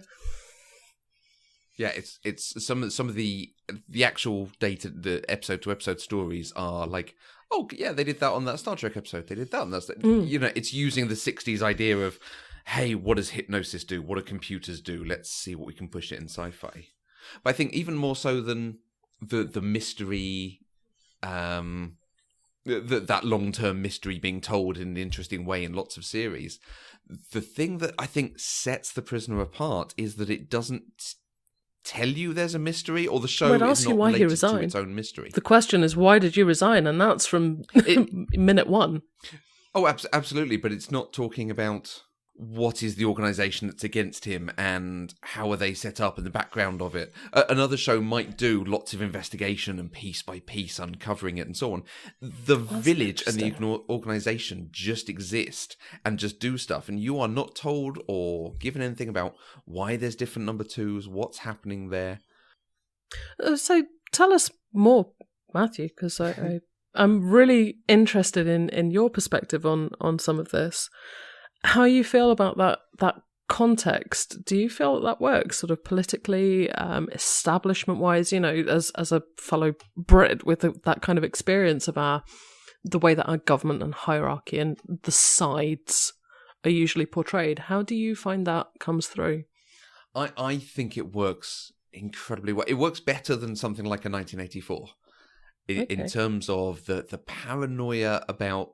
No, paranoia is not the right word. The acceptance of things are done differently at this high level. The fact that government and civil servants work in a different way than most companies and most people and organizations, and you kind of don't necessarily get to see some of the inside stuff about it. But, because you're the viewer. Yeah. But yet it has this far-reaching, it impacts so much in the decisions people are making and what they're doing, and everyone is going along with it. The whole village is there to do whatever number two is deciding to do that week. And some episodes we see that more, to a greater or lesser extent, but, you know, sometimes the village just disappears. Sometimes the village starts accusing him of being terrible and unmutual. And then other times there's people in the village who are like, oh, of course I'll help you escape. Yes, that would be a great lark. But I'd like to ask both of you in that case, do you think that the village exists outside number 6? You mean as far as, do you mean physically, or do you mean as far as are there other prisoners there? Either way. I do believe it actually exists.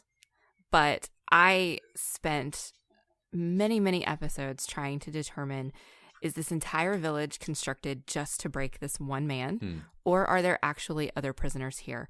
And I still don't actually know the answer to that question. Neither do I. Sometimes it feels like he's the only prisoner there and every other person that he interacts with is a plant.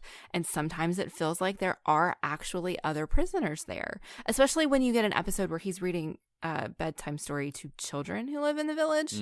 Which is, I'm sure that's the only time you see children. I could be wrong, but I'm fairly certain it is the only time. You know, and then you get the reveal in the final episode that that number 2 was the same. He said he had been kidnapped and they broke him, and that's how he became a man of the establishment. And you know, he and number 48, you know, number 6 helps them break out because he sees a kinship with those two, because those two are being presented to him at that point as people who have revolted against number 1. But we can't trust anything that we've ever seen from anybody in a position of authority in the village. And so I still don't know what is actually happening ever. But how exciting to have watched the whole series and still not be sure what you've seen. How do you feel, no, Matthew? I'm delighted by it. I think it's fantastic storytelling, honestly. So, okay. I'm going to return us a bit to the conversation about what we think it is. And this obviously ties into the ending. I am a firm believer in the cycle of it. That he either was number one or was a significant member of the organization. And in the intro, he resigns from the organization that used the village as a kind of, to use a modern analogy, Dharma initiative, to run experiments and do interesting things, possibly to people, possibly just using computers and hypnosis, at will, without government oversight and a kind of Randian, idea of everyone just gets to do whatever they want with no real oversight. He resigns from the organization, and the organization puts him in the place they put people to find out why they resigned. So from the beginning, he understands why he's there. I don't know whether he's number one at that point, but I do think at the end he is going off to resign, having become number one, and possibly might go through the same thing. But this is just one chapter of his story within the organization. It's not like he was MI5. Unless it is MI5. Ooh. Are these the conservatives? Ooh. I think I read a fan theory. I mean, I did read this. I don't think I read it. I did read a fan theory that I think was essentially that this was an extension of Danger Man. So as a secret agent, I think his character name was John Drake. Yep. He had envisioned a nice retirement place for secret agents where they could just go after they were done with their work and just be in a place that was safe. And he finds out after that, I don't know, I guess after he resigns, he gets sent to this place, and that's when he finds out that they had like corrupted it into this thing to extract information. And that's what we're seeing, which I think is also a fascinating perspective, especially if you do believe that number 6 is John Drake. Interesting. There's lots of stuff out there. What's your overarching thought, Matthew? I don't think he is John Drake. Like I say, I think it particularly is that he either was number one or was a previous number 2 or something involved in this place, and they have then turned him into a subject of it, having run it. Something on those lines. But I think I wanted to ask an extension of what Mandy's asking. Do you two think that's where we come in, or that he has an awareness of this? Was he number one?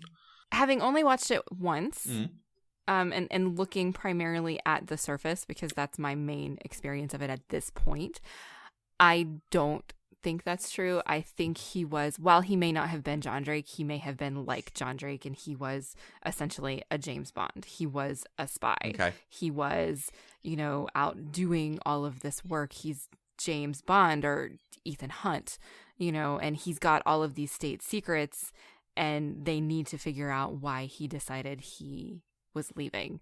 So I really do believe that he was important enough that they need to get this information from him, but I don't think it's too Twilight Zone-esque to believe that he was actually number one from the beginning. Because then you have to think about, well, did they wipe his memory of that stuff, but not everything else? And then if they did, how could they wipe the memory of him being number one, but keep in the information they're trying to get? And then it just makes my brain hurt. Okay. Abby, I assume over the years you have thought about this from every angle and everything. Yes. Do you have the single unified prisoner theory? Yes. Would you like it? Yes. I will do my best. Are we about to spoil your own podcast? Should we tell people just to tune really in? Hoping... we're doing this well ahead of time, right? I'm hoping we will be complete and organised. And also, you know what? If you want to hear me talk a lot more about this, that's over there. If this was enough, that's fine too. and yes, I do. Frankly. Oh, absolutely, yes. So, Mandy, I think you already hit it in your notes, which made me really happy. Really, really happy. When you said this is just like normal again in Buffy. Yes. Matthew, you're familiar with Buffy and the episode Normal Again? Yeah, a little bit. Cool. Let's just say you are, and let's not massively spoil Buffy, but let's just say it works. Oh, yeah, no, I am intimately familiar with Buffy. Sorry, well, I was okay, good. The episode Normal Again, specifically, which I think works. If you want to go there, it works. And I've always enjoyed that and really respected that about the episode. And I think that is where I go with The Prisoner. For me, number 6 is a man who has been drugged and kidnapped. Is he in a beautiful Italian village? No. He's in a nasty little cell somewhere. Someone wants to know why he resigned. Does it matter? Who? No. Someone wants information that he cannot give. For whatever reason, he is not prepared to give that information. The entire series is number 6, wherever he is, reformatting the torture that he goes through into a series of games, into a process, into things that are familiar to him, into circumstances in which he can play and delight and have fun. Because the relentless questioning that comes through, the relentless, why did you resign? That constant kind of reframing, reformatting, the physical and mental torture that he goes through. I think that each time you can strip it down to something very basic that happens to him in a cell, in nowhere, in nothing. Here's someone you know.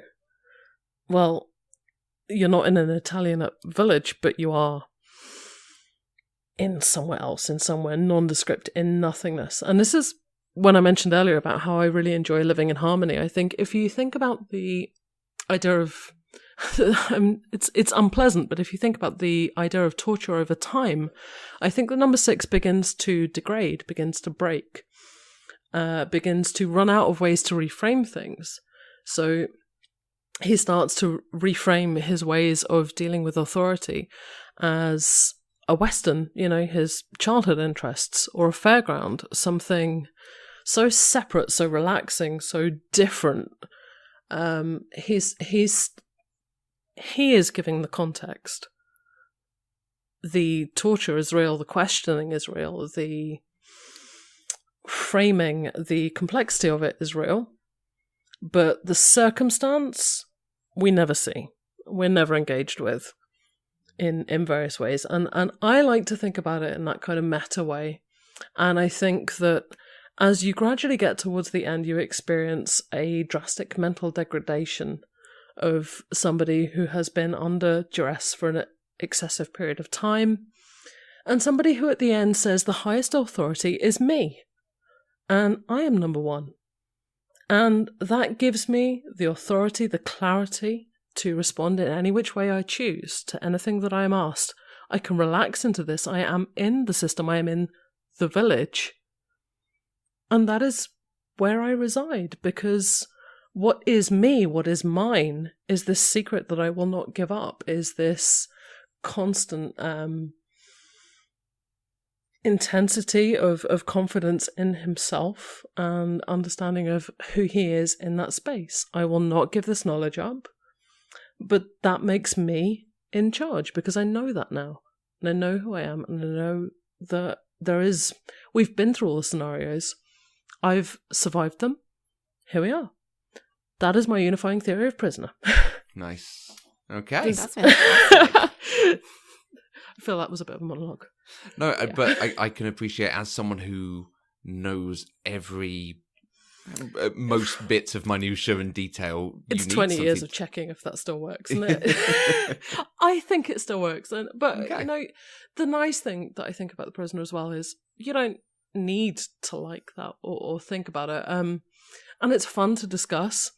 What I love about The Prisoner as a fandom, especially where it resides on the internet, and in the Prisoner fan club, shout out to the Prisoner fan club, of which I have been an on and off member when I can afford it for years. The conversation is delightful. The fact that it exists is enough.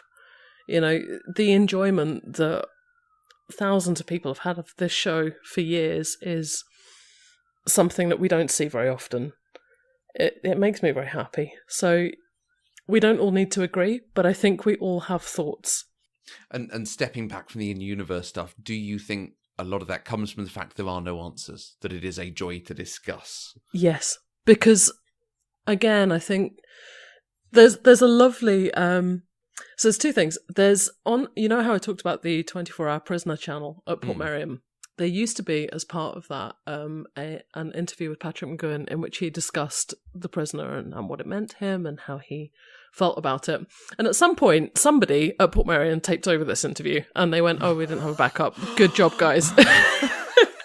Which is the most British holiday resort story I think we can all have. Someone pressed record into the play one night and the VHS just, a whole time. And they got the midnight hour. Basically, yeah. It was a whole thing. But I remember this. This was, back at, my wife and I used to go to Portmeirion on holiday. When we were quite young to kind of go on holiday, and you can rent these properties, the houses in the show, you can stay in them. Not number 6's, because that's the gift shop. That's the prisoner gift shop. Number 6 is flat, by the way. Smart, yeah. But you can rent these properties inside the village and live in them for as long as you want. And we would go and stay there for a couple of weeks at the time, because I was living in Wales at the time. It was not that far, and it was not very expensive, especially in dead of winter when no one was there. So you can go and be in this space and kind of have those experiences. So you used to get this interview where he was very clear that The Prisoner was whatever it needed to be. It was about anarchy and politics and hierarchy and the relationship between the individual and the state. And that was something that I was not particularly engaged in when I was younger. I didn't really, I was a teenager in the late 90s in Britain.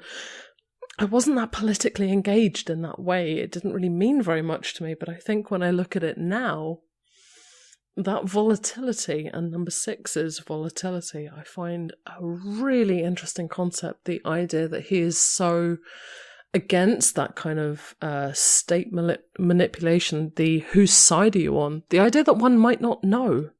The idea that I think in the notes, at one point, one of you asked whether or not we were supposed to be sympathetic to number 6. And I think what's particularly interesting for the 60s is that we don't know whose side he's on. Is he rebelling against the British government? Because that could be very appealing or very repelling, depending on what side you're on. We don't know. His kind of anarchic streak, his smash the system generally, suggestions, I think if you take it as the village exists and he is existing within state and not state, I think that it can be quite a peculiar experience. So there's an extra on these new DVDs which I think relates to that particular interview that I have seen in the past, which is an overwritten version. It's a long story of people trying to capture Patrick McGoohan and talk to him and say, what is The Prisoner? And I highly recommend, if you can find this extra, that you do. So a guy tries to get a meeting with Patrick McGoohan in California, where he lived out at the end of his life. And he does. And they record an interview. But the next day, Patrick McGoohan says, no, I didn't mean that. Delete. We'll do it again. Invites him back. Okay. And wants to re-script it and reshoot it. And this is just an interview about The Prisoner, but you're going to sit over there and the light will be like this and we'll do it like this and take and retake, and when I don't say it as I mean. And even then, he is still directing the experience of the conversation about The Prisoner. And this is one of the reasons that I don't think you can remake it, because I think it is one person's very succinct experience of a story. And I think to go outside that doesn't necessarily work, but I think to look at a conflict between individual and state, I think is so relevant now in a way that it maybe wasn't in the 90s, but maybe was in the 60s. I think we'll be able to keep telling this story, and I don't think we need to necessarily do it again. But I think it's just particularly interesting that McGoohan himself did not want to give us much more than we ever got in the show, because he felt he'd already laid it out. The work was done. Yeah, and I think the success of it and the fact it still remains so popular and something people want to talk about is because you can dig into it and you can take something from it that's based on your own background and ideas. I mean, I don't know of another show that has this open-endedness. that is so content to sit inside itself. It never goes... Well, I suppose maybe it does, you're talking about things like Many Happy Returns or something, but it always brings it back inside the instance of the show that you see, even with the ending. It's very hard to find an end, and I don't think we'd let a modern show get away with that. I don't think we'd let it finish like that now. Lost was pretty open-ended, too. Oh, but it also generated a huge outrage. Although my understanding is that The Prisoner did as well, enough that he had to go into hiding for a few weeks to get away from fans accosting him about it. It is interesting talking to my dad and my father-in-law about it. My dad loved the end of it. He thought it was hilarious. He was so proud of the show live for going down that route and saying, "It's cool, I've got this. I know my show. I know what the end is. Do you need to know?" No. My father-in-law was cross. Well, you didn't give me an answer. You didn't tell me. You didn't tell me who it is. Who is number one? That doesn't make sense. I wanted an answer. Right. My dad was so delighted that it ended on its own terms. And I think now we'd accept it more. But certainly at that time, like, no, you explain to your audience. You do not let them think. I reached out to my dad. I wanted to catch up with him, having watched it this time, to have a proper conversation. We've not been able to line up. Alas. But I have had a couple of texts from him while we've been recording. I've not looked at my phone, honestly. But apparently I've been to Port Merion. You have? Oh, wow. So. Exciting. Apparently when I was 6 or 7, we stayed in a freezing house in Carnarvon and then went up to... My parents met at Bangor, so... So did my grandparents. Ah, bless. And my dad said he's also parked in the car park by Parliament where he parks his caterum during the credits. Nice. I will have to have a proper conversation with my dad and maybe come and record with you, Abby, later at another time. Do. I'm find out what fascinated and delighted. Your whole thing about him being in some institution and we're seeing his unreliable narration of what's going on, effectively. Or what's going on in his head.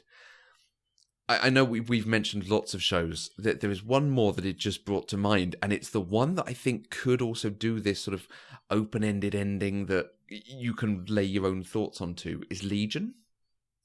I have not seen it. Okay. And I've not watched the second season of that, so I don't know if it starts giving us more answers, but certainly the first season finishes, and it's like, I'm not sure I got a story in that. I just got lots of cool things going on. Interesting. So I think now putting this layer on it of another way of thinking and perhaps another basis that took some of its ideas from, I might return to that as well. Mandy, did you watch Legion? I have not watched it yet. Okay.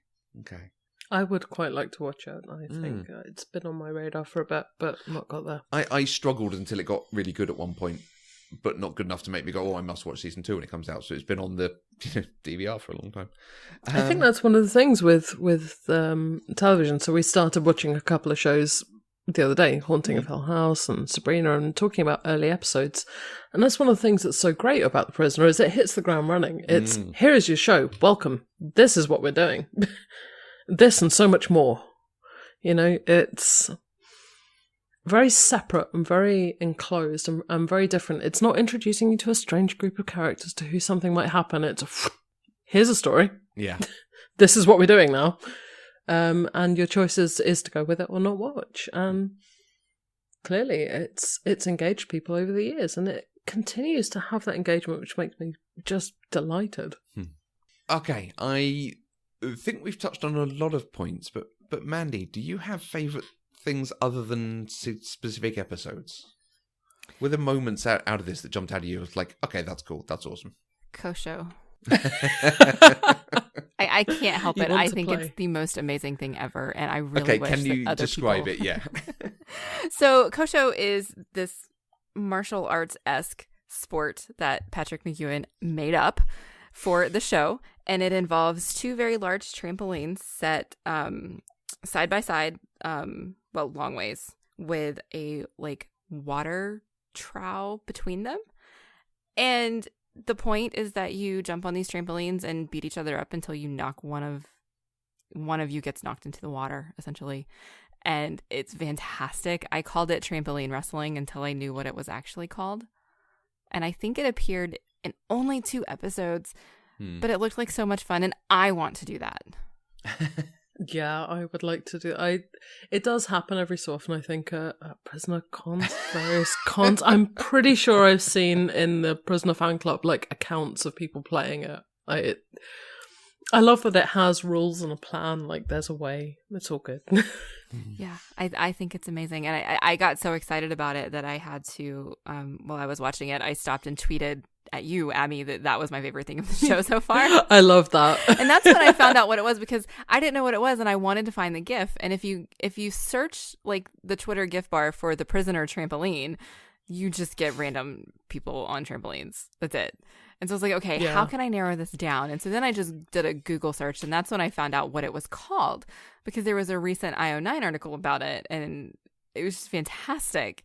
And so then good. I searched for Kosho in the GIF bar, and it immediately popped up. So much more. Yeah, I had that with any Googling of the prisoner. You search like the prisoner impact on TV, and it's like, how do prisoners get to watch TV? Like life inside a prison as portrayed for minorities on TV. Like, yeah. Not what I meant. Not that thing. Yeah, I ended up going down a Wikipedia rabbit hole, because like The Village has its own Wikipedia article. I mean, the Rover does, like Number 2 does, and you don't usually get that level of detail. This is what I'm saying about the fandom being formed. You know, the internet was built on these people. This was the show. Right. This was where we were in 1995-6 when the internet was taking space. It was one of the few things that you could really research was the prisoner. It was, you know, there was that discussion. There was that kind of frame by frame contemplation. This is where the fandom was. This was an early internet fandom. Mm-hmm. And it was one of my ways into the internet as a girl who was really connected to technology and those things. It gave me that space to learn about how to find people, how to make friends, how to engage with your culture on the internet. And this is something I'm perpetually grateful for. You know, the internet was an early fandom in the same way that Star Trek was, and in that kind of thing. It was what the internet was literally built for. How can we make these spaces to share the discussion about something we love? And I love that we're still doing it. That's one of the reasons I'm so thrilled to be doing this, because this is how I started. It's always really exciting when we have somebody on the show who just loves the source material so much. It's wonderful. I mean, this is just my relationship, my life, my holidays, my writing. You know, I used to go on writing holidays to Port Marion because you can lock yourself in an attic and look at the sea. Amazing. I wrote novels looking at the sea in Port Marion. You know, I've watched The Prisoner for 24 hours straight and taken advantage of, you know, Pegs was talking about the time where we used to, like, we would get somewhere in the village and then we would get all the different points in different episodes where you could look out of the window and see the same view. And just serious hard nerding through. I love it. Through this series. Yeah, but it gives you that space to engage on that level, and that's a wonderful thing. It's a generous show in that way. It doesn't mock you. There's never any point where it makes fun of you for anything that you've thought to date, I think. After many happy returns, I wanted to find one of the locations he went to, the interesting square with the stag statue on it. Uh-huh. And I found I have literally just, like, by a week or two, missed this year's Prisoner London locations tour. Yeah. There's so many of these things, you know. Now there's, you know, like there's conventions around this. And it's a thing now. I think had it been like, oh, it's next weekend, I probably would have done it. Even I probably would have done it, to be honest. Well, okay, we'll put a date in for October 2019, because it does look like, I think, maybe every April and October or something. I believe so. Yeah. I believe it is a regular thing. But it does look like there's a different thing there for that square, because the square just looked really nice. I was like, I want to go and visit that square. Apparently it's got an office on it now. Mandy, anything else that stood out to you? Anything that grabbed you particularly? I think we've covered most of it, honestly. I wanted to ask you what your favorites were besides the few things that you've gotten to mention. I feel like Abby and I have really dominated this conversation. Yeah. There is a lot about this that I love. From a production perspective, you can see just how high the production values are. Like, this was clearly a marquee show that the ITV were putting together. And that one of the things that stands out for me, in fact, two things that stand out. One is the credits, the way they change the credits every episode. Like, shows now don't even do that when they say they want to because it's too expensive. Mm-hmm. And this was recording at least new lines, if not doing a couple of different things with the credits, cutting it, moving it around. I was floored each time watching it, going, oh, that's a different person recording, or that's something that's changed about it. But even more so than that, the music... And I don't often talk about music because it's not something that I notice too much in the shows or movies that we watch. It's just, for whatever reason, it's not something I pick up on. But the range of music in this, that almost every episode there seemed to be some sort of different score, different backing, some sort of variation on something like Pop Goes the Weasel or some sort of classic tune. Every so often there was a stinger, particularly going in and out of adverts, a bit of music that you recognise from previously, but so often there was something else being done. And they use it in really clever ways. Sometimes it's almost antagonistic to what's going on screen. There's a couple of times we have fights set to really peaceful music that just throw me out of the moment so hard, but make it more interesting. But more often than not, they're using something like an oboe track to show that when he's doing something clever, beating someone or something, just to keep it on the edge of it's a fun show that everyone can watch. I think you could so easily redo some of the backing music to make it a bit more sinister or a bit harder, and it suddenly feels like something a lot more mature that you'd have to put on after 9 or something. And I think just having that impact through the music, it shows the high quality of every bit of the show, everything they're thinking about doing. Like, what can we do to make this even more interesting? I do think the sound is phenomenal, and one of the things that's easy to overlook in this day and age where we're used to kind of soundtracked things and that level of contemplation. But one of the episodes I was watching earlier, A, B, and C, and you look at the different music choices throughout the episode, and you think you're doing so much work here. You're putting so much in. Or even with Many Happy Returns, look at the landscaping soundtrack where you don't have dialogue, but you do have the landscape, you do have the sea, you have the land, you have the wind, you have those sounds. There's a lot of care put into sound in The Prisoner in all different ways. Just as in every aspect of it, from set decor to sound, it's thorough. It's made with precision, I think, which we won't necessarily get from a lot of television for a long time. No. And even now, I feel like most shows get a soundtrack, some sort of score, some sort of, range of music is put together, and then they just have to use it over and over again. So the longer the show runs, the more familiar you become with it. This felt like we didn't get the chance to get familiar with everything, so everything felt new and original each time it was brought in. Yeah. Terrific. And I think the other thing I want to touch on is the wonderful Britishness of it all. Yeah. And I think without the kind of the class system, the concept of the hierarchy, that's, who is number one? That whole thread of hierarchy, that is what the British understanding of these things is in many ways. Touch more on that, please. Well, I think I love it from a sort of the stiff upper lip thing. The fact that he goes to number one, no, not number one, he goes to number 2 almost every week and has this bit of back and forth and things, and we're making jocular things against each other, even though we're enemies, and you're doing some seriously shady stuff to me. But I can beat you, so I will make jokes at you. Ha ha ha. And the moment that the moment that stood out particularly was, I think it's Dance of Death at the court scene, and the lady is talking about he's got a radio of his own. He's talking to people in the radio. He's getting messages on the radio, and I've seen him doing this, and that's clearly he's working against the village. Well, what was the radio saying? Oh, I didn't listen. It's improper to listen. Like, okay, but you're fully spying on him. Absolutely. But yeah. One shouldn't listen in, though. Ooh.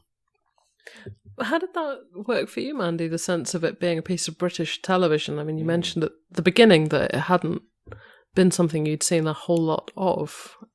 I don't think I'm familiar enough with like British tropes and British stereotypes to really be able to look at it and say, oh, it just felt really British to me. I think that's really interesting. Well, partly also though because it was a different time. It was, so there was just so much unknown for me. It was 1967. It was, the past trying to also be very futuristic, and it was British. And so when you just combine all of it, it was just this giant unknown to me. And so I couldn't watch it like you guys can and say, oh wow, this was really super British, because it was just all new. But then when we talk about the influences and the things that have kind of capitalized on things done by The Prisoner, we're almost always talking about American television and directors. Mm-hmm. So whilst it is, for me, it really is a very British piece of television, I wonder how much more there is to get. I mean, I suppose there are certain reflections of the class system and there are points in the plot that really draw on that, but I don't know. I suppose neither of us can see what we can't see, right, as it were. Does that make sense? Yeah. We can't see it outside our own perspective. I think it's very interesting that there are points where it's suggested that number 6 has the job that he has because of his fiance's father. For me, that's like a significant kind of suggestion about hierarchy and where he sits in British society. But even if you don't have that, I don't know. It operates so much in the kind of upper strata of British society that I think you can watch it without that concept. And even if you only have Bond as a reference, I would guess that it would work. I don't know. What do you think, Matthew? I'm reminding myself that we're talking to someone who is pop culture deprived. and I'm not sure Mandy's watched any Bond. Oh, really? I watched I've missed the that. very first Daniel Craig movie. That's it. Wow. Yeah, I know. I get that a lot. No, but I think that's... So I haven't seen a whole lot of Bond films, but I am very aware of Bond as a character. I've read a lot of the books. And I think that... So Patrick McGowan was offered the Bond character in the films, but because of his strong kind of Catholic background and deep disinterest in that particular character, he didn't go down that road. So in a sense, this is a response to Bond as a character. So yeah. I mean, Bond is iconic enough that I'm definitely very familiar with the character and the tropes surrounding Bond. Like, I know what a Bond girl is. I'm super aware of the Austin Powers parody of Bond. I just don't know the specific stories that were told and the villains and that sort of thing. Interesting. I also liked in this, just the final thing on the Britishness, that there is a long-running thing about how he takes his tea. But I love that you picked up on that, because I wasn't sure whether that was something that you would necessarily notice. Well, particularly does he take sugar or not? And they use that as, I would imagine in the writing just as a throwaway thing about how much they know about him or not. But it does feel like they actually pick up on that and make it a thing, which again is... particularly at this time, a very British, middle class at least, behaviour. You have afternoon tea, you have it in this way. And when we see Many Happy Returns and we see the 3-level fruitcake tea tray and so on. But even when we get through to, I cannot remember, but the one where the lady was drugging him, he then remakes the tea. And I feel like when he remakes the tea and he puts in all the sugar, there is a cut to number 2 and it's like, wait, no, what? Sugar? Where's the lemon gone? They are trying to make it accessible in a funny way to people who are just watching that, and in a deeper way to people who are paying attention or who've seen all the other episodes and going, oh, it's the tea thing again. Yeah. But it's so naturalistic to British life. Yeah, it's a conversation that is so kind of prevalent. It's such a part of... I don't know, any kind of socializing or sort of work-based activity, you will have that conversation about tea at some point. So it's great. As a final thing on Britishness, I enjoy that is a recurring thing. And I'm not sure you could do it without it being winky nod to the audience anymore. No, I think that's true. I think it really is incorporated very nicely in there because because of the period as well. I think we sort of expect them to be asking the tea-based question, Yes. if you see what I mean. Whereas now I think it would stand out a bit more. Okay, Abby, do you have favourite things about this anymore? Do you know it so intensely that it's all just in one? My single favourite thing is Patrick McGoohan, is his performance and his singularity, his drive. I always enjoy, it's a thread that runs through things that I love. They tend to be a vision. They tend to be somebody's crowning masterwork. They tend to be something that is somebody's great message. And I really look at The Prisoner as Patrick McGoohan's message, his best achievement, his best piece of work, and the opportunity to make something entirely in the mould in which you wish to make it. Right. There are elements, there are episodes that perhaps diverge from that.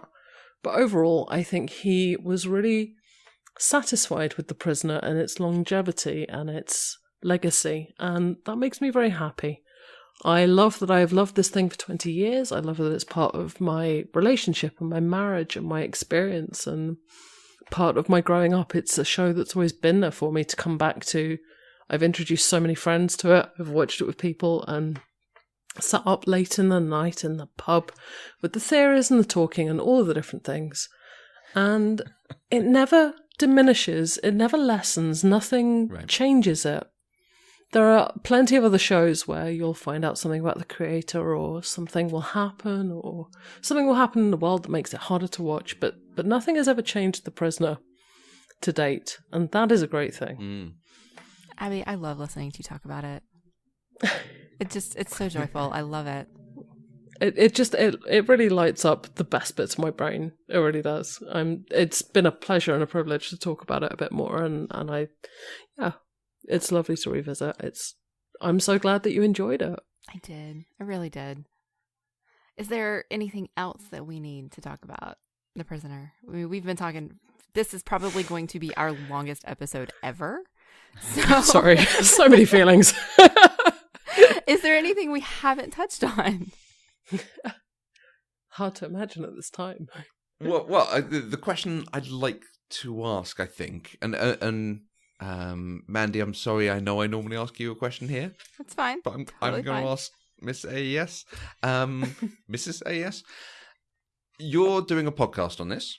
Yes. And it's you and your wife talking episode by episode, I would imagine, also with some tangents off to talk about specific topics or theories. That's right. How different are her views on the show and the theories and all the elements of it to yours? Surprisingly so. Okay, good. We have had 20 years of hashing this out, often like right there. But you've not homogenized through that. No. Awesome. And I think that's one of my favourite and most defining characteristics of my relationship, is that for people who've known each other since they were 12, 13 years old, we are astonishingly different. And even all our shared experiences, we tend to bring very different experiences too.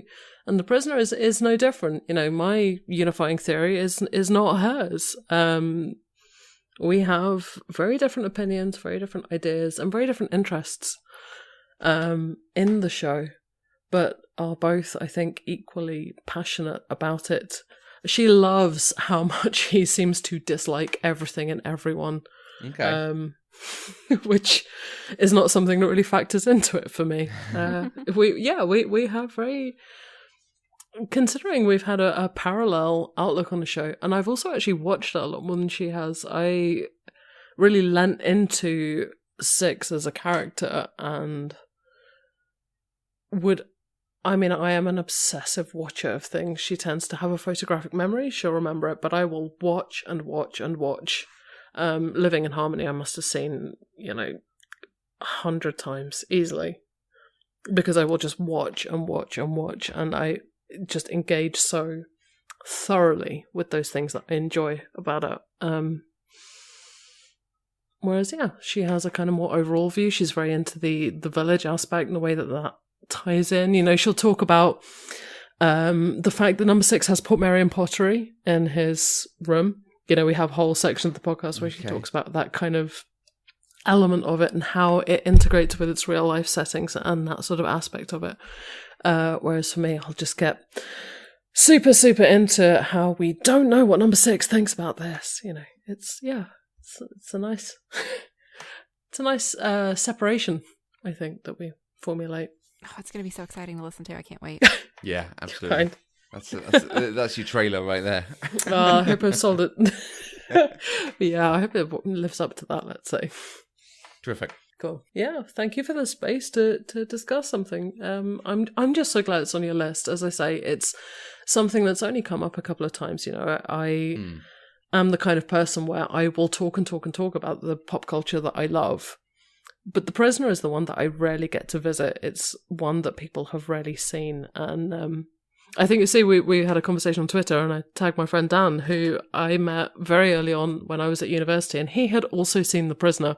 Okay. And he doesn't understand how unusual that is. Even now, he forgets how unusual it is. And we would sit there and kind of watch bootleg copies of the show and be excited about it and theorize about these things because we're philosophy students and that's what you do. Nice.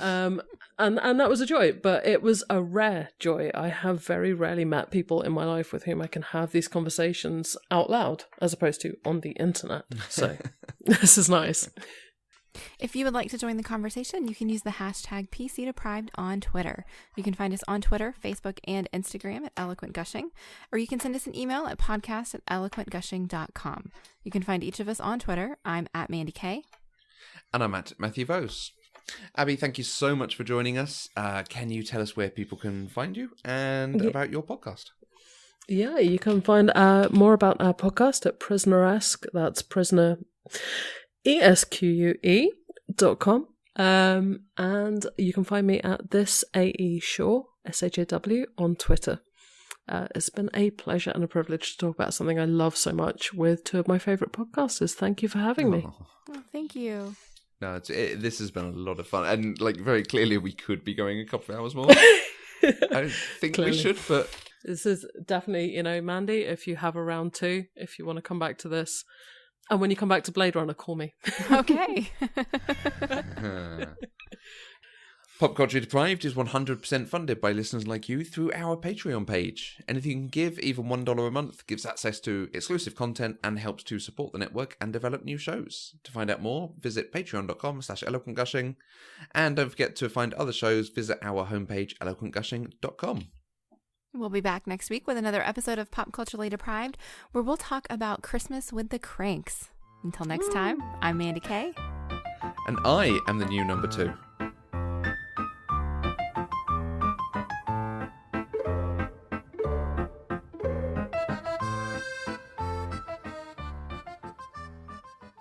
Pop Culturally Deprived is an Eloquent Gushing production. For more information, go to eloquentgushing.com or find us on Twitter at eloquentgushing.